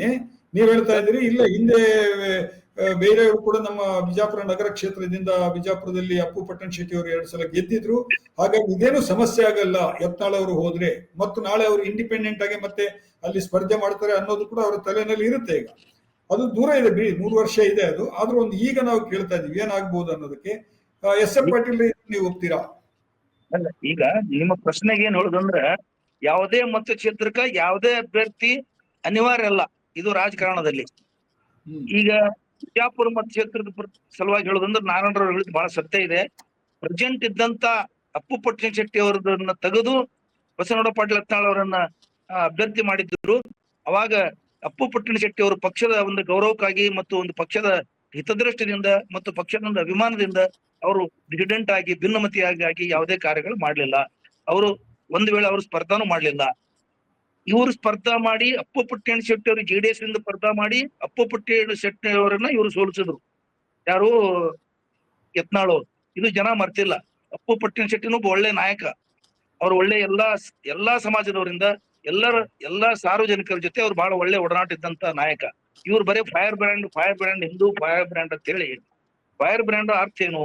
ಬೆಂಕಿ ಅಂದ್ರ ಅದು ಕಟ್ಟಿಗೆ ಒಂದ್ ಕಡೆ ಮೂಲಿ ಕಟ್ಟಿಗೆ ಒಂದು ದಂಡಿಗೆ ಹತ್ತಂದ್ರ ಅದು ಸುಟ್ಕೋತ್ ಬಂದು ಕೊನೆಗೆ ಸುಟ್ಟು ಹೋಗ್ಬಿಡ್ದು. ಫೈರ್ ಬ್ರ್ಯಾಂಡ್ ಕತೆ ಇಲ್ಲಿಗೆ ಆಗಿದ್ದು. ಈ ಫೈರ್ ಬ್ರ್ಯಾಂಡ್ ಈ ಸಲ MLA ನಿಂತರು, ಬಿಜೆಪಿ ನಿಂತರು ಸಹಿತ ಸೋಲ್ತಿದ್ರು ಅವ್ರ ಈ ಸಲ. ನಾವೆಲ್ಲ ಅದನ್ನ ನಿರ್ಣಯ ಮಾಡಿಬಿಟ್ಟಿದ್ದೀವಿ ಕಾಂಗ್ರೆಸ್ದವ್ರು ಈ ಸಲ ಅವ್ರಿಗೆ ಸೋಲಿಸ್ಬೇಕಂತ ಹೇಳಿ. ಇದರಿಂದ ಏನು ನನಗೆ ನಷ್ಟ ಆಗಿದೆ ಪಕ್ಷಕ್ಕಂತ ನನಗೇನು ಅನ್ಸಲ್ಲ. ಅವ್ರ ಪಕ್ಷದಲ್ಲಿ ಅವ್ರು ಇನ್ನೂ ಅಭ್ಯರ್ಥಿಗಳು ಸಾಕಷ್ಟು ಜನ ನಾಯಕರುಗಳು ಇದಾರಲ್ಲಿ. ಯಾವುದೇ ವ್ಯಕ್ತಿ ಅನಿವಾರ್ಯ ಅಲ್ಲ. ಇದು ಬಿಜೆಪಿ ಅವರು ಇದು ಬಸನಗೌಡ್ರೆ ಅನಿವಾರ್ಯ ಅಲ್ಲ, ಅಪ್ಪು ಪಟ್ಟಣ ಶೆಟ್ಟಿನ ಅನಿವಾರ್ಯ ಅಲ್ಲ. ಅವರು ಬೇಕಾದಷ್ಟು ಜನ ಅಭ್ಯರ್ಥಿಗಳಿದಾರೆ, ನಾಯಕರುಗಳಿದಾರಲ್ಲಿ. ಬಸನಗೌಡ್ರ ಅನಿವಾರ್ಯ ಅಲ್ಲ ಅಂತ ನನ್ನ ಅಭಿಪ್ರಾಯ. ಎಸ್ ಸತ್ಯನಾರಾಯಣ ಅವರೇ, ಈಗ ಈ ಉಗ್ರ ಹಿಂದುತ್ವದ ಒಂದು ಪ್ರಶ್ನೆ ಬರ್ತದೆ ನಿಮ್ಮ ಪಕ್ಷದಲ್ಲಿ ಯಾವಾಗ್ಲೂ ಕೂಡ. ಯಾಕಂದ್ರೆ ಬಸವನಗೌಡ ಪಾಟೀಲ್ ಯತ್ನಾಳ್ ಯಾವಾಗ್ಲೂ ಹೇಳ್ತಾ ಇರ್ತಾರೆ. ಈಗ ನಿನ್ನೆ ಕೂಡ ಪ್ರತಿಕ್ರಿಯೆ ಕೊಟ್ಟಾಗ ಸತ್ಯವಂತರಿಗೆ ಇದು ಕಾಲವಲ್ಲ ಅಂತ ಹೇಳಿ ಅವರ ಬೇಜಾರನ್ನ ವ್ಯಕ್ತಪಡಿಸಿದ್ದಾರೆ. ಅದರ ಜೊತೆಗೆ ಅವರೊಂದು ಮಾತು ಹೇಳಿದ್ದಾರೆ. ಏನಂತ ಹೇಳಿದ್ರೆ, ನನ್ನ ಉಗ್ರ ಹಿಂದುತ್ವವನ್ನ ನಾನು ಮುಂದುವರಿಸ್ತೇನೆ, ನಾನೇನು ಸುಮ್ಮನೆ ಇರೋದಿಲ್ಲ ನಾನು. ಆಮೇಲೆ ಏನು ಪಕ್ಷದಲ್ಲಿ ಏನು ಭ್ರಷ್ಟಾಚಾರ ಮತ್ತು ಸ್ವಜನ ಪಕ್ಷಪಾತ ಅಂದ್ರೆ ಕುಟುಂಬ ರಾಜಕಾರಣ ಏನ್ ನಡೀತಾ ಇದೆ ಅದರ ವಿರುದ್ಧ ಕೂಡ ನನ್ನ ಹೋರಾಟ ಮುಂದುವರಿಯುತ್ತದೆ ಅಂತ ಹೇಳಿ ಹೇಳಿದ್ದಾರೆ. ನನಗೆ ಒಂದು ಕುತೂಹಲ ಅನ್ಸೋದು ಅಲ್ಲ, ನಂದೊಂದು ಪ್ರಶ್ನೆ ಇದೆ. ಏನಂತ ಹೇಳಿದ್ರೆ, ಇಬ್ಬರಿಗೂ ಇದೆ ಅದು. ಸತ್ಯನಾರಾಯಣ ಅವರಿಗೆ ಮೊದಲು ಕೇಳ್ತೀನಿ ನಾನು. ಏನಂತ ಹೇಳಿದ್ರೆ, ಈಗ ಅನಂತಕುಮಾರ್ ಹೆಗಡೆ ಹೀಗೆ ಆಯ್ತು, ಅವರು ಉಗ್ರ ಹಿಂದುತ್ವ, ಹಿಂದೂ ಹುಲಿ ಅಂತ ಬಹಳ ವಿಜೃಂಭಿಸಿದ್ರು. ಬಹಳ ಮಂದಿ ನಿಮ್ಮ ಕಾರ್ಯಕರ್ತರು ಅವರನ್ನ ತಲೆ ಮೇಲೆ ಎತ್ಕೊಂಡು ಮೆರೆದಾಡಿದ್ರು, ಎಲ್ಲ ಆಯ್ತು. ಈಗ ಅವ್ರು ಎಲ್ಲಿದ್ದಾರೆ? ಈಗ ಪಕ್ಷದ ಅಫೇರ್ ನಲ್ಲಿ ಇಲ್ಲ. ಅವರು ಬಿಸ್ನೆಸ್ ಮಾಡ್ಕೊಂಡು ಅವ್ರು ನೆಮ್ಮದಿಯಾಗಿದ್ದಾರೆ. ಅವರು ಮತ್ತೆ ಮರಳಿ ಬರುವಂತ ಸಾಧ್ಯತೆ ಯಾವುದು ಕಾಣಿಸ್ತಾ ಇಲ್ಲ.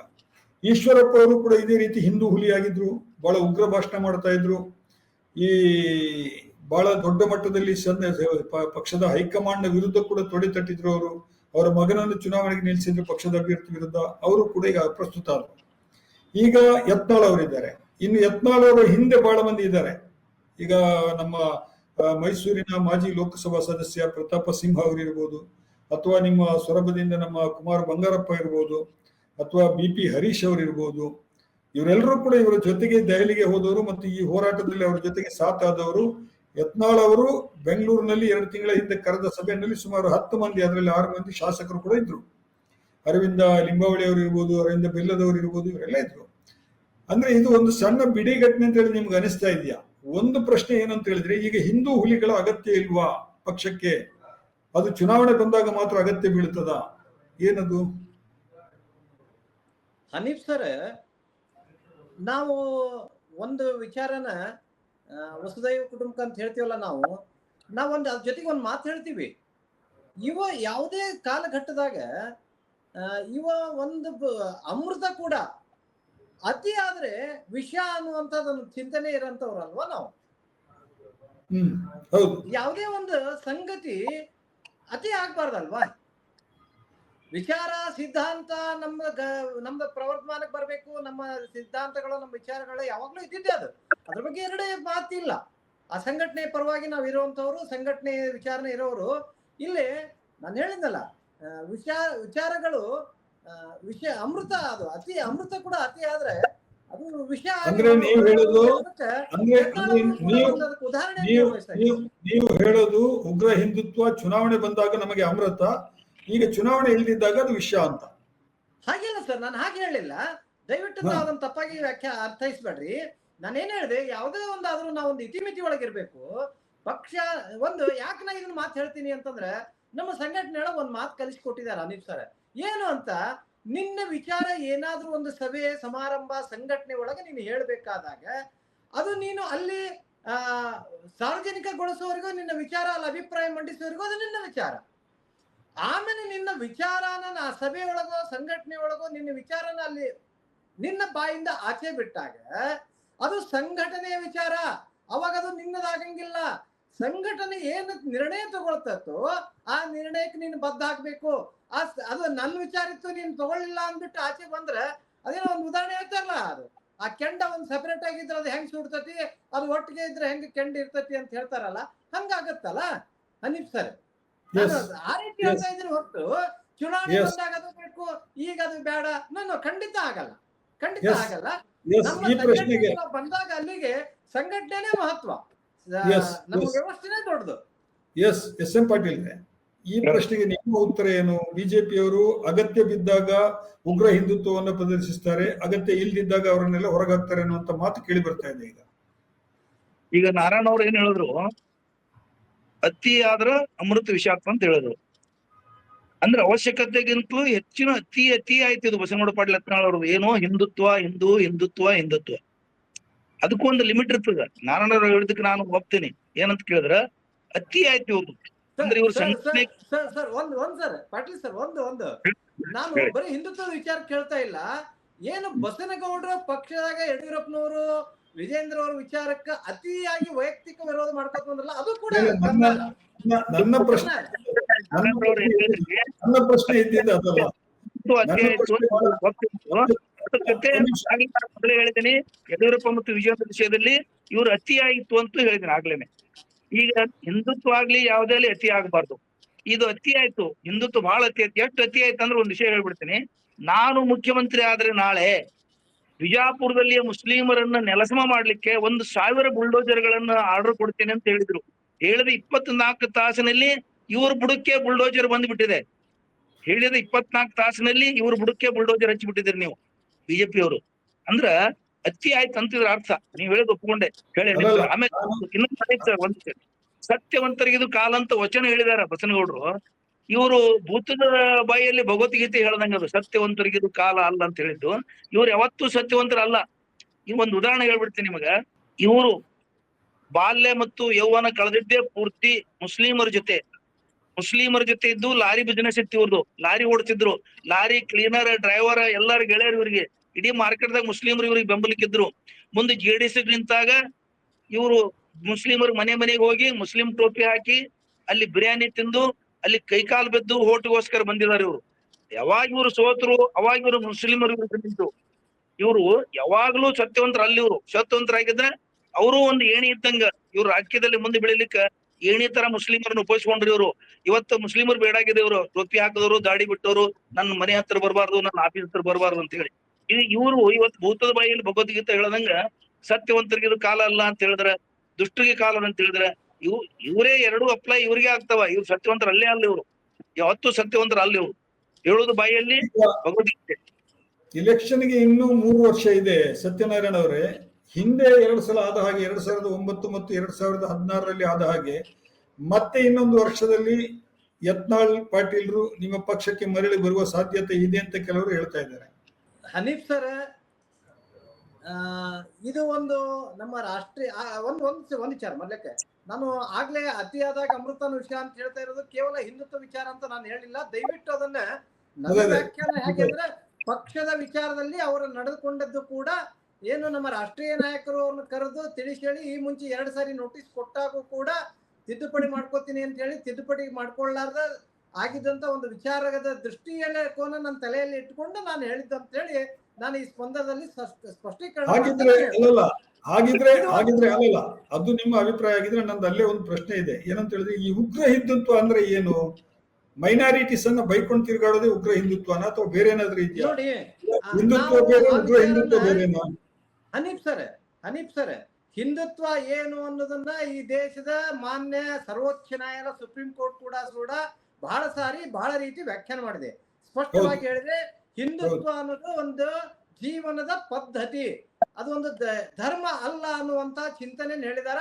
ಆದ್ರೆ ಇವತ್ತು ವ್ಯವಸ್ಥೆ ಒಳಗೆ ಸ್ವಾತಂತ್ರ್ಯ ಪೂರ್ವದಿಂದ ಹಿಡಿದು ಇವತ್ತಿನವರೆಗೂ ಕಾಂಗ್ರೆಸ್ ಅದಕ್ಕೆ ಯಾವ ರೀತಿ ನಡೆದುಕೊಂಡು ಬಂದತಿ, ಅದಕ್ಕೆ ಭಾರತೀಯ ಜನತಾ ಪಕ್ಷ ಇರ್ಬೋದು, ರಾಷ್ಟ್ರೀಯ ಸ್ವಯಂ ಸೇವಕ ಸಂಘ ಇರ್ಬೋದು, ಭಾರತೀಯ ಜನತಾ ಪಕ್ಷದ ಪೂರ್ವಾಶ್ರಮ ಜನಸಂಘ ಇರ್ಬೋದು ಯಾವ ರೀತಿ ನಡೆದುಕೊಂಡು ಬಂದೈತಿ ಅನ್ನೋದನ್ನ ಈ ದೇಶದ ಜನ ನೋಡ್ಕೊಂಡಾರ. ಅದ್ರ ಬಗ್ಗೆ ನಾವು ಚರ್ಚೆ ಮಾಡೋದು ಬೇಡ, ಯಾಕಂದ್ರೆ ನಮ್ದು ಅಲ್ಲಲ್ಲ ಅದು ಸರಿ. ನೀವು ಹೇಳಿದ್ದು ಸುಪ್ರೀಂ ಕೋರ್ಟ್ ಅನಿಲ್ ಸರ್, ಹಿಂದುತ್ವದ ಬಗ್ಗೆ ಹೇಳಿದ್ರೆ, ಆದ್ರೆ ಈ ಸರ್, ಉಗ್ರ ಹಿಂದುತ್ವ ಅಂದ್ರೆ ಯಾವುದು? ಇಲ್ಲ ಅನಿಲ್ ಸರ್, ಒಂದ್ ವಿಷಯ ನಾರಾಯಣರವ್ರೆ, ಒಂದ್ ವಿಷಯ ನಿಮ್ಗೆ ಕ್ಲಿಯರ್ ಮಾಡ್ತೀನ. ನೀವು ವಿಷಯವನ್ನ ಬದಲಾವಣೆ ಮಾಡ್ತಾ ಇದ್ದೀರಿ. ಈ ಹಿಂದುತ್ವ ವ್ಯಾಖ್ಯಾನಕ್ಕ ಸುಪ್ರೀಂ ಕೋರ್ಟಿನ ಆದೇಶಕ್ಕ ಕಾಂಗ್ರೆಸ್ಗೆ ಸಂಬಂಧ ಇಲ್ಲ. ಕಾಂಗ್ರೆಸ್ದವರು ಹಿಂದೂಗಳಿದ್ದಾರೆ, ಬಿಜೆಪಿ ಅವರು ಹಿಂದೂಗಳಿದ್ದಾರೆ. ಧರ್ಮದ ಮೇಲೆ ಹೋದಾಗ ಹಿಂದುತ್ವ ಅಂದ್ರ ಈ ದೇಶದಲ್ಲಿರುವ ಜನತಾ ಧರ್ಮ ಮತ ಪಂಥದವ್ರನ್ನು ಹಿಂದುತ್ವದ ಮೇಲೆ ಹೋಗ್ತಾ ಇದ್ದಾರೆ. ಹೇಗಂತ ಕೇಳಿದ್ರೆ ಉಡುಗೆ ತೊಡುಗೆ, ಭಾಷೆಗಳು, ಆಚಾರ ವಿಚಾರಗಳು, ಆಹಾರ ಪದ್ಧತಿಗಳು ಇವೆಲ್ಲಾ ಸೇರಿ ಸುಪ್ರೀಂ ಕೋರ್ಟ್ ಆದೇಶ ಮಾಡಿದೆ. ಹಿಂದುತ್ವ ಅಂದ್ರೆ ಹಿಂದೂಸ್ತಾನದಲ್ಲಿ ಭಾರತದಲ್ಲಿ ಇರೋರು ಇದು ಒಂದೇ ಪದ್ಧತಿ ಇರೋದಾರ, ಇದು ಜಾತಿ ಅಲ್ಲ, ಧರ್ಮ ಅಲ್ಲ ಅಂತ ಹೇಳಿದಾರೆ. ಇದನ್ನ ನೀವು ಮೊದಲು ಕ್ಲಿಯರ್ ಮಾಡ್ಕೊಳ್ಳಿ. ಕಾಂಗ್ರೆಸ್ದವ್ರು ಏನು ಧರ್ಮ ಅಂತ ಹೇಳಿಲ್ಲ, ಅದೊಂದು ನಿತ್ಯ ಜೀವನದ ಒಂದು ಪದ್ಧತಿ ಆಚರಣೆ ಅನ್ನುವಂಥದ್ದನ್ನ ಹೇಳಿದ್ದಾರೆ ಅಂತ ನಾನು ಹೇಳಿದೆ. ನಾನು ಹೇಳಿದೆ ಯಾವ ದೃಷ್ಟಿಕೋನದಿಂದ ಕಾಂಗ್ರೆಸ್ ಅಲ್ಪಸಂಖ್ಯಾತ ತುಷ್ಟೀಕರಣ ಮಾಡ್ಕೊಂಡು ಬರುತ್ತೆ ಅನ್ನೋದನ್ನು ನಾ ಹೇಳಿ ಬಯಸ್ತೀನಿ. ಅದಕ್ಕೆ ನಾವೀಗ ಅದ್ರ ಬಗ್ಗೆ ಚರ್ಚೆ ಮಾಡಕ್ ಕುಂತ್ರೆ ಇವತ್ತಿನ ವಿಷಯನೇ ಹೋಗ್ಬಿಡ್ತೈತಿ. ಅದಕ್ಕೆ ಮೊದಲು ಸರ್ ನೀವು ನಾವು ಬೇರೆ ಅದ್ರ ಬಗ್ಗೆ ಚರ್ಚೆ ಮಾಡೋಣ. ಉಗ್ರ ಹಿಂದುತ್ವ ಕೇವಲ ಬಸವನಗೌಡರಿಗೆ ಅಷ್ಟೇ ಸೀಮಿತ ಅಲ್ಲ ಅಂತ ನಾನು ಈ ಸಂದರ್ಭದಲ್ಲಿ ಸತ್ಯನಾರಾಯಣ ಅದಕ್ಕೆ ಬಂದಿದ್ದೆಲ್ಲ. ಇದು ಯಾಕೆ ಬಂತು ಅಂತ ಹೇಳಿದ್ರೆ, ನನ್ನ ಮೂಲ ಪ್ರಶ್ನೆ ಏನಿತ್ತು, ಯಾರೆಲ್ಲ ಉಗ್ರ ಹಿಂದುತ್ವ ಅಂತ ಹೇಳ್ತಾ ಇದ್ರು ಅವರೆಲ್ಲ ಪಕ್ಷದಿಂದ ಔಟ್ ಆದಂಗೆ ಇದ್ದಾರೆ ಅಲ್ವಾ? ಈಗ ಇನ್ನು ಮುಂದೆ ಇನ್ನು ಕೆಲವರು ಈಗ ಅದಕ್ಕೆ ಅನಂತ್ ಕುಮಾರ್ ಹೆಗಡೆ ಅವರ ಪ್ರಕರಣ ಹೇಳಿದೆ, ನಾನು ಈಶ್ವರಪ್ಪ ಅವರ ಪ್ರಕರಣ ಹೇಳಿದೆ. ಒಂದು ಕಾಲದಲ್ಲಿ ಅವರು ಬಹಳ ದೊಡ್ಡ ಲೀಡರ್ಗಳಲ್ವಾ, ಅವರು ಬಹಳ ದೊಡ್ಡ ಲೀಡರ್ಗಳು ಅವರು ಪಕ್ಷದ್ದು. ನಾನೀಗ ಕೇಳ್ತಾ ಇರೋದು, ನೀವು ಹಿಂದುತ್ವದ ಬಗ್ಗೆ ನೀವೇನ್ ಹೇಳಿದ್ರಿ ಅದು ಸರಿ ಇದೆ, ಅರ್ಥ ಆಯ್ತು ನನಗೆ. ಈ ಉಗ್ರ ಹಿಂದುತ್ವ ಅಂದ್ರೆ ಏನು ಅಂತ ಕೇಳ್ತಾ ಇದ್ದೀನಿ ನಾನು ನಿಮ್ಗೆ. ಸರ್ ನಾನು ಅದನ್ನ ಹೇಳ್ತಾ ಇದ್ದೀನಿ. ಅನಂತ್ ಕುಮಾರ್ ಹೆಗಡೆ ಅವರು ಕೂಡ ಏನ್ ಹೇಳಿದ್ರು, ಸಂವಿಧಾನದ ತಿದ್ದುಪಡಿ ಆಗ್ಬೇಕು. ಈ ದೇಶದಾಗ ಸಾಕಷ್ಟು ಬಾರಿ ಸಂವಿಧಾನದ ತಿದ್ದುಪಡಿ ಆಗಿದೆ. ಒಟ್ಟು 106 ತಿದ್ದುಪಡಿ ಈ ದೇಶದಾಗ ಆದ್ರೆ 75 ಕಾಂಗ್ರೆಸ್ ಮತ್ತು ಕಾಂಗ್ರೆಸ್ ನೇತೃತ್ವದ ಸರ್ಕಾರದಲ್ಲಿ ಆಗಿರುವಂತದ್ದು ಅನ್ನುವಂಥದ್ದು ಚಿಂತನೆ ಹೇಳ್ತಾ ತಿದ್ದುಪಡಿಗಳಾಗ್ಬೇಕು ಅಂತ ಹೇಳಿದ್ರು. ಅದಕ್ಕೊಂದಿಷ್ಟು ರೀತಿ ತಪ್ಪು ವ್ಯಾಖ್ಯಾನ ಮಾಡಿ ಸ್ವತಃ ಬದಲಾಯಿಸಬೇಕು ಅಂತ ಹೇಳಿದ್ರು. ಬದಲಾಯಿಸಬೇಕು. ಹನೀಫ್ ಸರ್ ಸ್ವತಃ ಮೋದಿಜಿ ಅವರು ಅನಂತ್ ಕುಮಾರ್ ಹೆಗಡೆ ಅವ್ರ ಕೇಸ್ನಾಗ ಸ್ಪಷ್ಟೀಕರಣ ಕೊಟ್ರು. ಏನಂತ ಕೊಟ್ರು, ಒಂದ್ ಹೆಜ್ಜೆ ಮುಂದೋಗಿ ಸ್ವತಃ ಆದರಣೀಯ ಅಂಬೇಡ್ಕರ್ ಅವರು, ಭಾರತ ರತ್ನ ಅಂಬೇಡ್ಕರ್ ಅವರು ಕೂಡ ತಿರುಗಿ ಮರಳಿ ಮತ್ತೆ ಜನ್ಮ ತಾಳಿ ಬಂದ್ರು ಕೂಡ ನಮ್ಮ ಸಂವಿಧಾನವನ್ನು ಬದಲಾಯಿಸಕ್ಕೆ ಆಗಲ್ಲ ಅಂತೇಳಿ ಸ್ಪಷ್ಟೀಕರಣ ಕೊಟ್ಟವು ಕೂಡ ಅದು ರಾಜಕೀಯ ವೇದಿಕೆ ಒಳಗೆ ಯಾವ್ದಾವ್ದೋ ರೀತಿ ತಿರುವು ತೆಗೆದುಕೊಳ್ಳೋ ಸಹಜ ತಗೊಂಡಾಗಿದೆ. ಅದಕ್ಕೆ ಫಲಾನು ಎಲ್ಲರೂ ಉಂಟಾಗಿದೆ, ಅದಕ್ಕೆ ಫಲಾನು ಉಂಟಾಗಿದೆ. ಆದ್ರೆ ಈಶ್ವರಪ್ಪನವ್ರ ವಿಚಾರ ಬೇರೆ. ಅವರು ಟಿಕೆಟಿನ ವಿಚಾರದಾಗ ತಮ್ಮ ಇದನ್ನ ಕಳ್ಕೊಂಡ್ರು. ಅವ್ರಿಗೂ ಕೂಡ ಹೈಕಮಾಂಡ್ ಸಾಕಷ್ಟು ಹೇಳಿತ್ತು. ಆದ್ರೆ ಪ್ರತಾಪ್ ಸಿಂಹ ಅವ್ರೇನೇ ಪಾರ್ಟಿ ಬಿಟ್ಟು ಹೋಗಿಲ್ಲ. ಅದನ್ನ ಆ ರೀತಿ ರಾಜಕೀಯವಾಗಿ ಆ ಕಾಲಘಟ್ಟದಾಗ ಅವ್ರು ಯಾವ್ಯಾವ ತಮ್ಗೆ ಅನುಕೂಲ ಆಗ್ತದೆ ಆ ರೀತಿ ಅದನ್ನ ವ್ಯಾಖ್ಯಾನಿಸಿಕೊಳ್ಬಹುದು. ಆದ್ರೆ ಅದನ್ನೇ ಸರ್ವಸ್ವ ಅಂತ ಹೇಳ್ಕೊತ ಕೂಡ್ಲಿಕ್ಕೆ ಆಗಂಗಿಲ್ಲ. ಬಂದಾಗ ಒಂದು ಮಾತಾಡ್ತಾರೆ, ಗೋಸುಂಬೆ ವೇಷ ಧರಿಸ್ತಾರೆ ಅವರು. ಅನಂತ್ ಕುಮಾರ್ ಹೆಗಡೆ ಅವರು ಸಮರ್ಥನೆ ಮಾಡ್ಕೊಳ್ಳುವಾಗ ಏನ್ ಹೇಳಿದ್ರು, ಅಂಬೇಡ್ಕರ್ ಅವ್ರು ಬಂದ್ರು ತಿದ್ದುಪಡಿ ಮಾಡಕ್ಕಾಗಲ್ಲ. ಇದು ಅತಿರಂಜಿತ ವಿಷಯಗಳು ಮಾತಾಡೋದು ಹ್ಯಾಬಿಟ್ ಇದೆ ಮೋದಿ ಅವರಿಗೆ. ಅವರು ರದ್ದುಪಡಿಸ್ತೀವಿ ಅಂತ ಹೇಳಿದ್ದಾರೆ, ತಿದ್ದುಪಡಿ ಮಾಡ್ತೀವಿ ಅಂತ ಹೇಳಿಲ್ಲ ಅನಂತ್ ಕುಮಾರ್. ಹೇಳಿಲ್ಲ ಸರ್, ಹೇಳಿಲ್ಲ.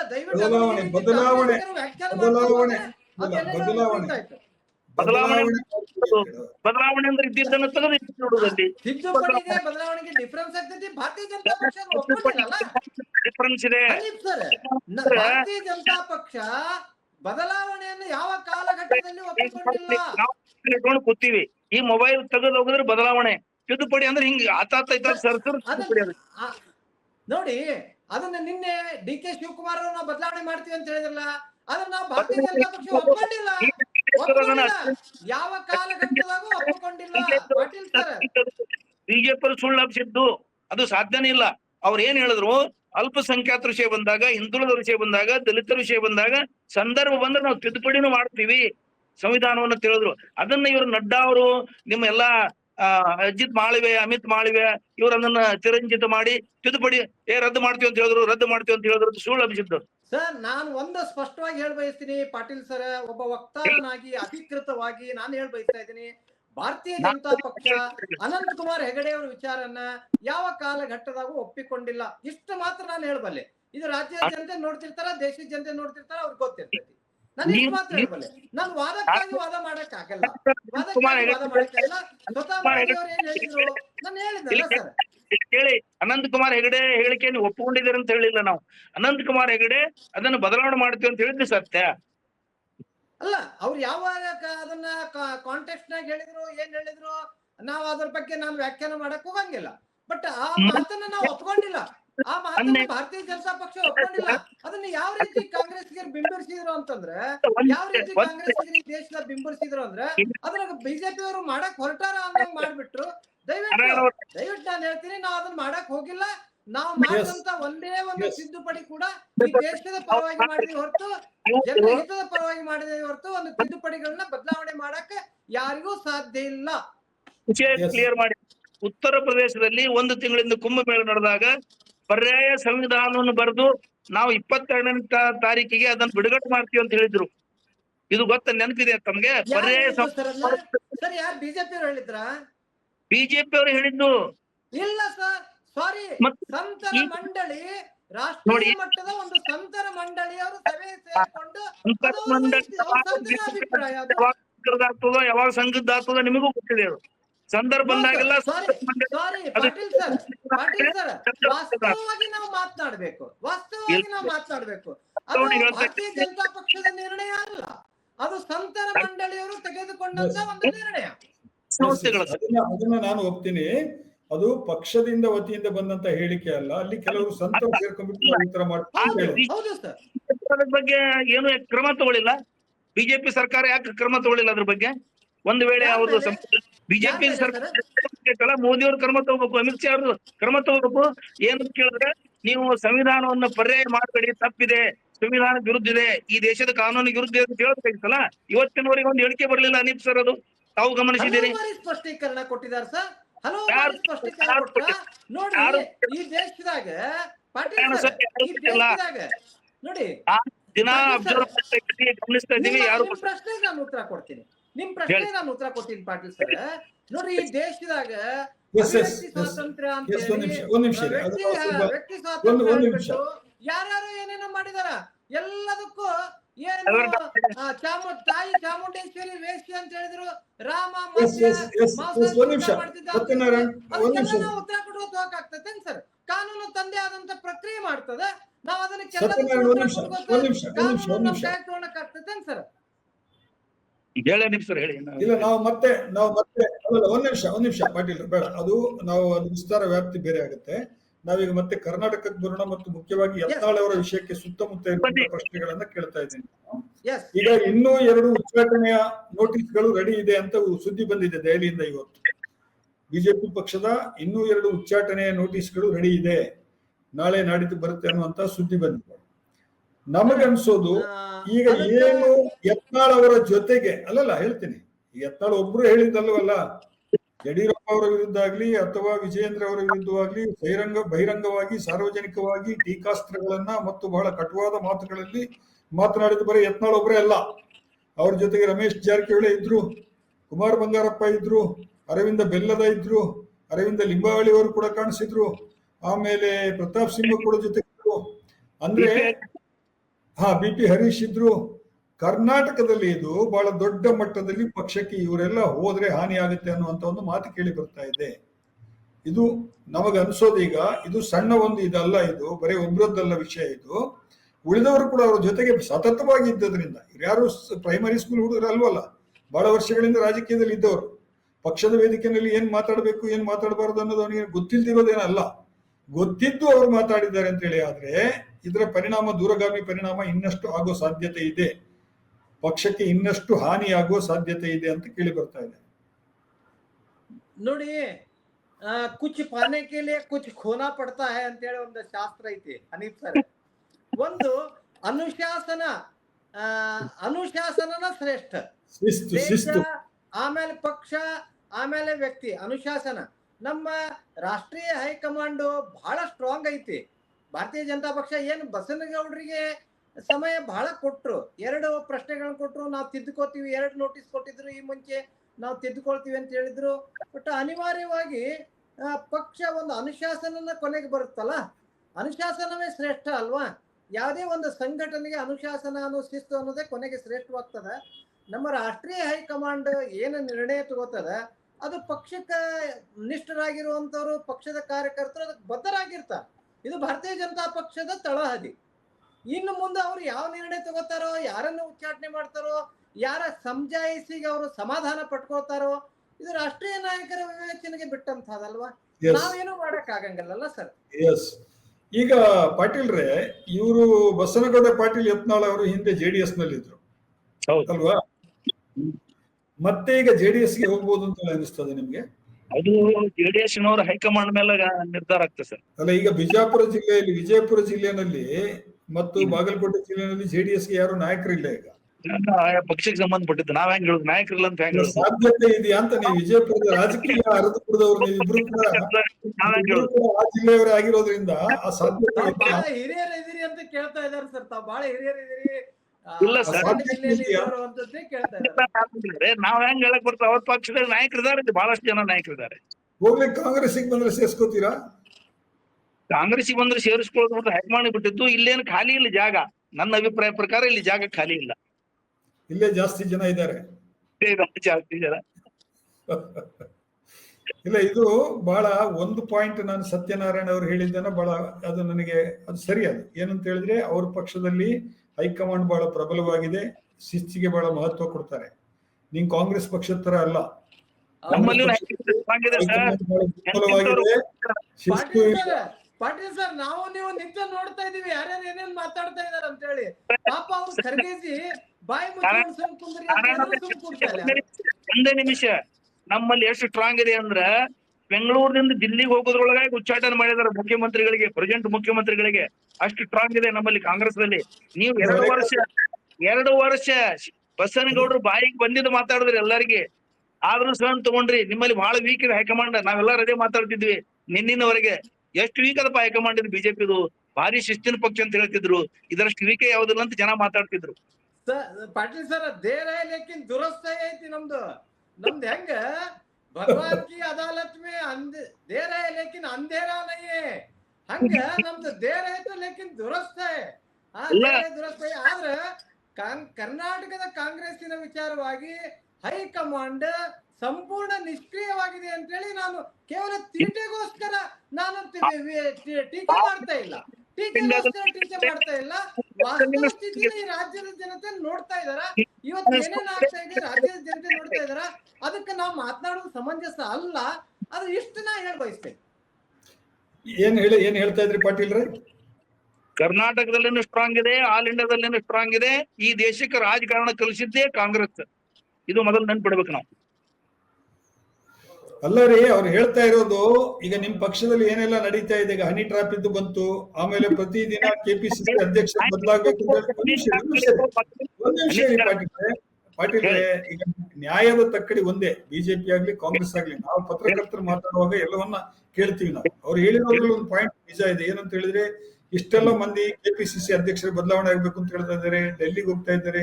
ಹನಿ ಟ್ರಾಪ್ ಇದ್ದು ದೊಡ್ಡ ಸಂಕಟ ಬಂದ್ಬಿಟ್ಟಿದೆ ನಿಮ್ಮ ಪಕ್ಷದ ಮುಂದೆ, ಸರ್ಕಾರದ ಮುಂದೆ. ಈಗ ಏನೇನೋ ನಡೀತಾ ಇದೆ. ಉಪಮುಖ್ಯಮಂತ್ರಿ ಕೇಳ್ತಾ ಇದಾರ, ಸಮುದಾಯಕ್ಕೊಂದು ಉಪಮುಖ್ಯಮಂತ್ರಿ ಕೇಳ್ತಾ ಇದ್ದಾರೆ.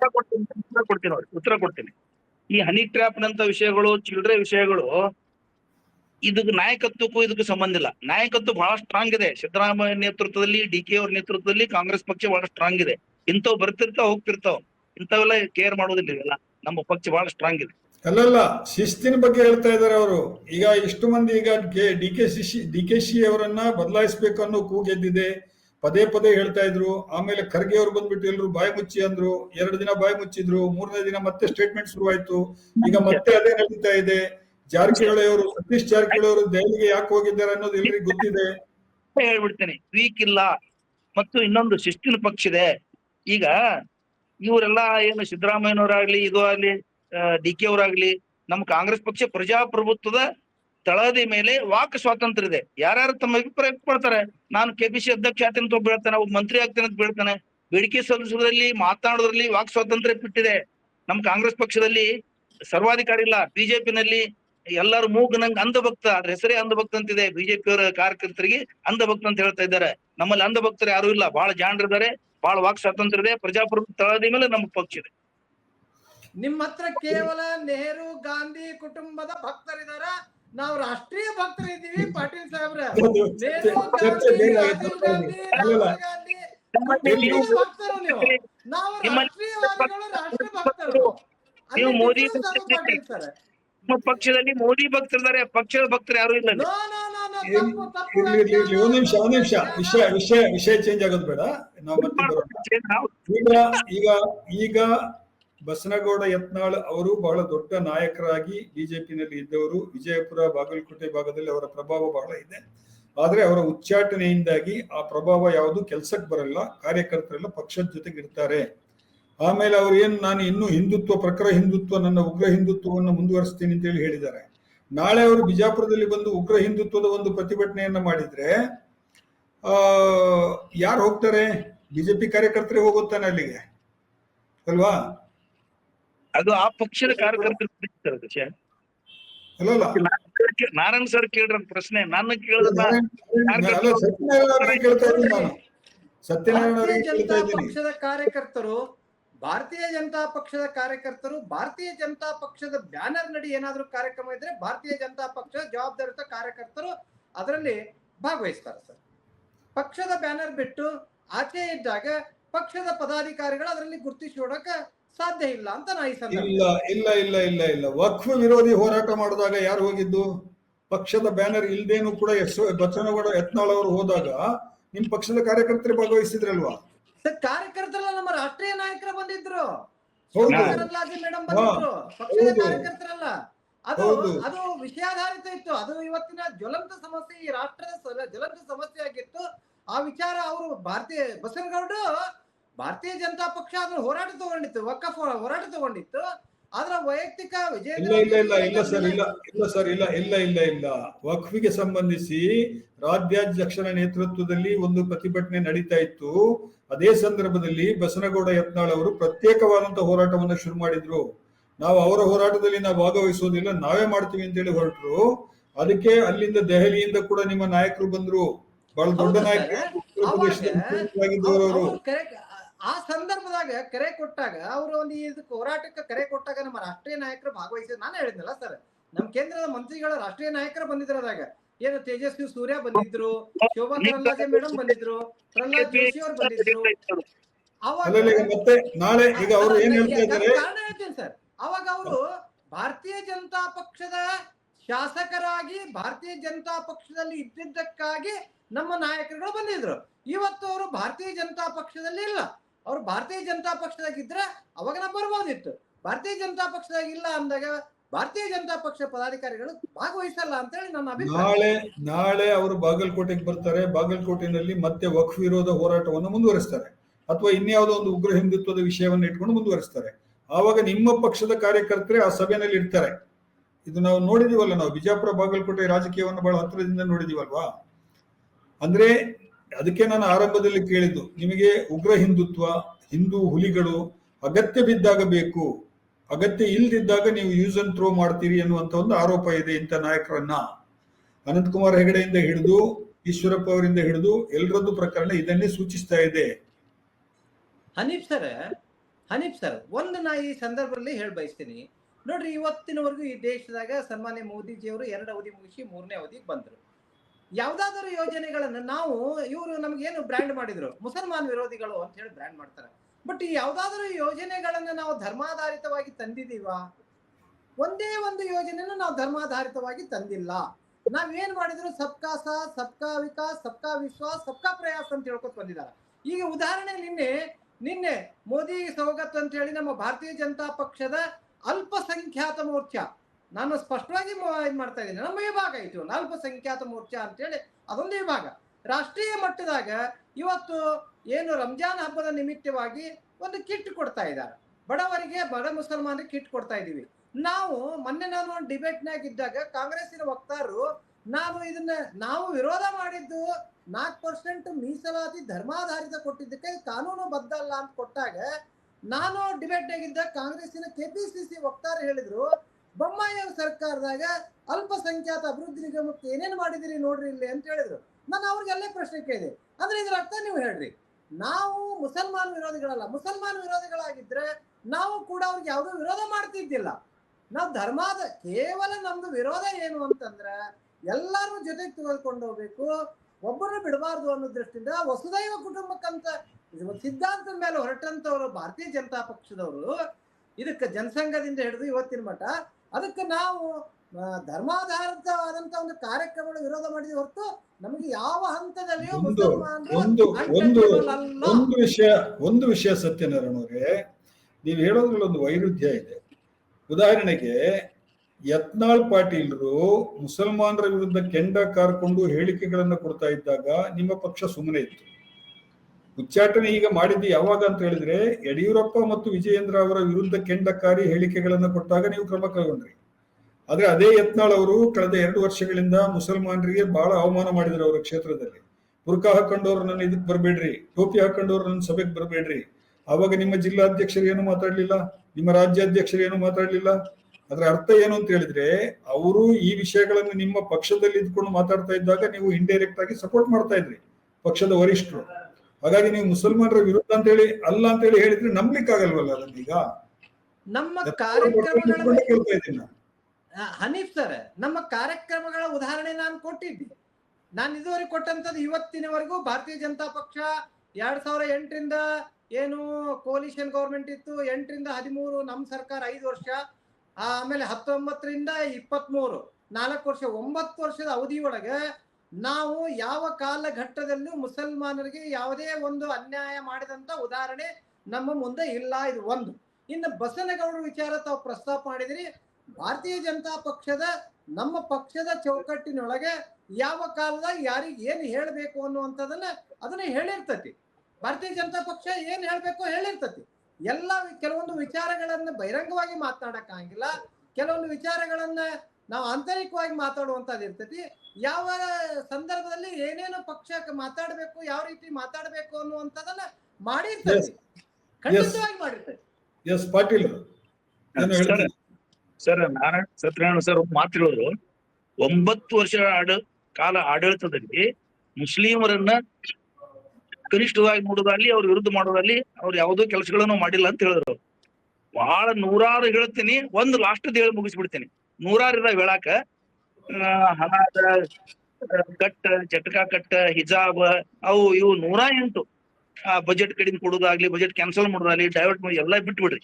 ಕೊನೆಯದು ಬಸವರಾಜ ಬೊಮ್ಮಾಯಿನಂತ ಒಬ್ಬ ಲೋಯವಾದಿ ಮನುಷ್ಯನ ರಕ್ತ ಹಂಚ್ಕೊಂಡು ಬಂದಂತ ಒಬ್ಬ ವ್ಯಕ್ತಿ ಕೊನೆಯ ಸಂಪುಟದಲ್ಲಿ ಮುಸ್ಲಿಮರ ಮೀಸಲಾತಿ 4% ಕಿತ್ಕೊಂಡು ಲಿಂಗಾಯತರಿಗೆ ಅರ್ಧ, ಅವ್ರಿಗೆ ಇನ್ನೊಬ್ಬರಿಗೆ ಅರ್ಧ ಕೊಟ್ಟು ಗೊಂದಲ ಎಬ್ಬಿಸೋದಂತ ಮುಸ್ಲಿಮರ ಹಕ್ಕನ್ನೇ ಕಸಿದುಕೊಂಡಂತ ಬಿಜೆಪಿ ಇವತ್ತ ಯಾವ ಮುಖ ಇಟ್ಕೊಂಡು ನಾವು ಮುಸ್ಲಿಮರ ವಿರುದ್ಧ ಇಲ್ಲ ಅಂತ ಹೇಳ್ತಾರ ನನಗೆ ಅರ್ಥ ಆಗ್ತಾ ಇದೆ. ಪಾಟೀಲ್ ಸರ್, ನಾನು ಆರಂಭದಿಂದ ಹೇಳಿದೆ, ನಾವು ಏನು ಒಂದು ಸಂವಿಧಾನಾತ್ಮಕವಾಗಿ ಧರ್ಮಾಧಾರಿತ ಮೀಸಲಾತಿಗೆ ಅವಕಾಶ ಇಲ್ಲ ಅಂತ ಹೇಳಿ ಇವತ್ತು ಆಂಧ್ರ ಸರ್ಕಾರ ಇರ್ಬೋದು, ತೆಲಂಗಾಣ ಸರ್ಕಾರ ಇರ್ಬೋದು, ಮಹಾರಾಷ್ಟ್ರ ಸರ್ಕಾರಗಳು ಹೋದಂತ ಲಿಂಗ್ವಿಸ್ಟಿಕ್ ಅಂಡ್ ರಿಲಿಜಿಸ್ಟಿಕ್ ಅನ್ನುವಂತ ಒಂದು ಆಧಾರದ ಮೇಲೆ ಹೋದಾಗ ಇವತ್ತು ಪಶ್ಚಿಮ ಬಂಗಾಳ ಸರ್ಕಾರದ ಇವತ್ತಿಗೂ ಸುಪ್ರೀಂ ಕೋರ್ಟ್ ನಲ್ಲಿ ಪೆಂಡಿಂಗ್ ಇದೆ. ಆ ಸಂದರ್ಭದಲ್ಲಿ ಬೊಮ್ಮಾಯಿ ಅವರು ಒಂದು ಮಾತನ್ನ ಹೇಳಿದ್ರು, ದಯವಿಟ್ಟು ಅದನ್ನ ಕಡೆ ಗಮನ ಇಡಬೇಕು. ಅವ್ರೇನ್ ಹೇಳಿದ್ರು ಅದನ್ನ ತೆಗಿತಾ ಇರುವಂತ ಸಂದರ್ಭದಲ್ಲಿ ನಮ್ಮ ಸಂವಿಧಾನದಾಗ ಧರ್ಮಾಧಾರಿತವಾದಂತ ಈ ಒಂದು ಸೌಲಭ್ಯ ಇಲ್ಲ, ಅದಕ್ಕೆ ನಾವು ತೆಗಿತಾ ಇದೀವಿ ಅಂತ ಹೇಳಿದ್ರು ಹೊರತು ಇನ್ನಿತರ ಯಾವುದೇ ಇದನ್ನ ಒಂದನ್ನ ಅದಕ್ಕೆ ಸ್ಪಷ್ಟೀಕರಣ ಕೊಟ್ಟಿದ್ದಾರೆ. ಅವ್ರು ಸ್ಪಷ್ಟೀಕರಣ ಕೊಡ್ತಾರೆ. ಕಾಂಗ್ರೆಸ್ ಸರ್ಕಾರ 4% ಒಂದೊಂದು ಮಾತು ಹೇಳ್ತೇನೆ. ಮುಸ್ಲಿಮರ ಮೀಸಲಾತಿ 4% ಕಿತ್ತು ಕೊಟ್ಟಿದ್ದು ಅದು ಧರ್ಮಾಧಾರಿತವಾಗಿ ಕೊಟ್ಟಿದ್ದಲ್ಲ, ಲಿಂಗಾಯತ ಧರ್ಮದವರಿಗೆ ಕೊಟ್ಟಿದ್ದು. ಜಾತಿ ವ್ಯವಸ್ಥೆ ಇದೆ, ಲಿಂಗಾಯತ ಧರ್ಮ ಅಲ್ಲ ಸರ್. ಯಾವ ಮುಖ ಲಿಂಗಾಯತ ಧರ್ಮ ಅಲ್ಲ, ಲಿಂಗಾಯತ ಧರ್ಮ ಅಲ್ಲ. ಒಂದ್ ನಿಮಿಷ ಸತ್ಯನಾರಾಯಣ ಅವರೇ, ಲಿಂಗಾಯತ ಜಾತಿ ಅಂತ ಇದೆ, ಲಿಂಗಾಯತ ಧರ್ಮ ಅಂತ ಇಲ್ಲ. ನಾನೊಂದು ಮಾತು ಕೇಳಿ, ಮೇಲೆತ್ತಲಿಕ್ಕೆ ಮೀಸಲಾತಿ ಇವತ್ತು ಮುಸ್ಲಿಮರು ಇಬ್ರು ಮಾತಾಡಿದ್ರು ಏನು ಕೇಳಿಸಲ್ಲ. ಒಂದ್ ನಿಮಿಷ ಪಾಟೀಲ್, ನೀವು ಸತ್ಯನಾರಾಯಣ ಅವರು ತಪ್ಪು ತಿಳ್ಕೊಂಡಿದ್ರಿ. ಯಾಕೆ ಗೊತ್ತಾ? ಬಿಹಾರದಲ್ಲಿ ಯಾರ ಸರ್ಕಾರ ಇದೆ? ಬಿಹಾರದಲ್ಲಿ ಬಿಜೆಪಿ ಮತ್ತು ಜೆಡಿಯು ಸರ್ಕಾರ ಇದೆ.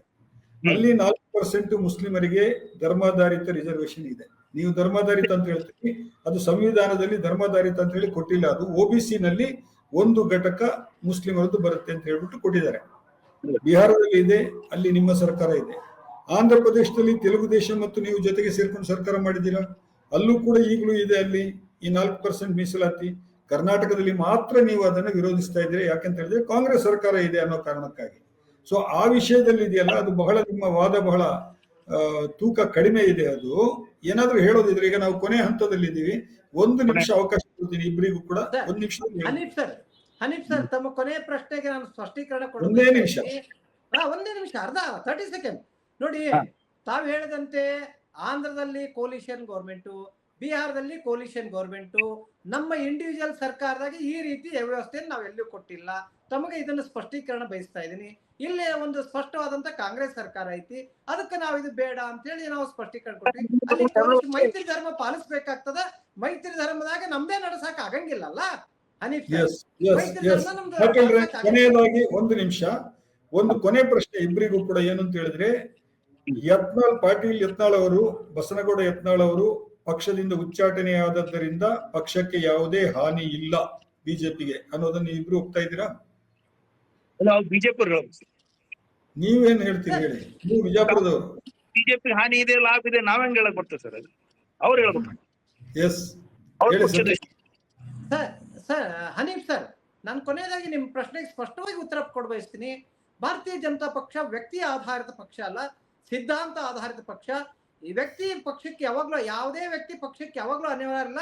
ನಾನಾಗ್ಲೇ ಹೇಳಿದೆ, ಬಲರಾಜ್ ಮುದೋಕ್ ನಂತವರನ್ನ ಪಕ್ಷದಿಂದ ಹೊರಗೆ ಹಾಕಿದ್ರು, ಪಕ್ಷ ಕಟ್ಟಿ ಬೆಳೆಸಿದವರು.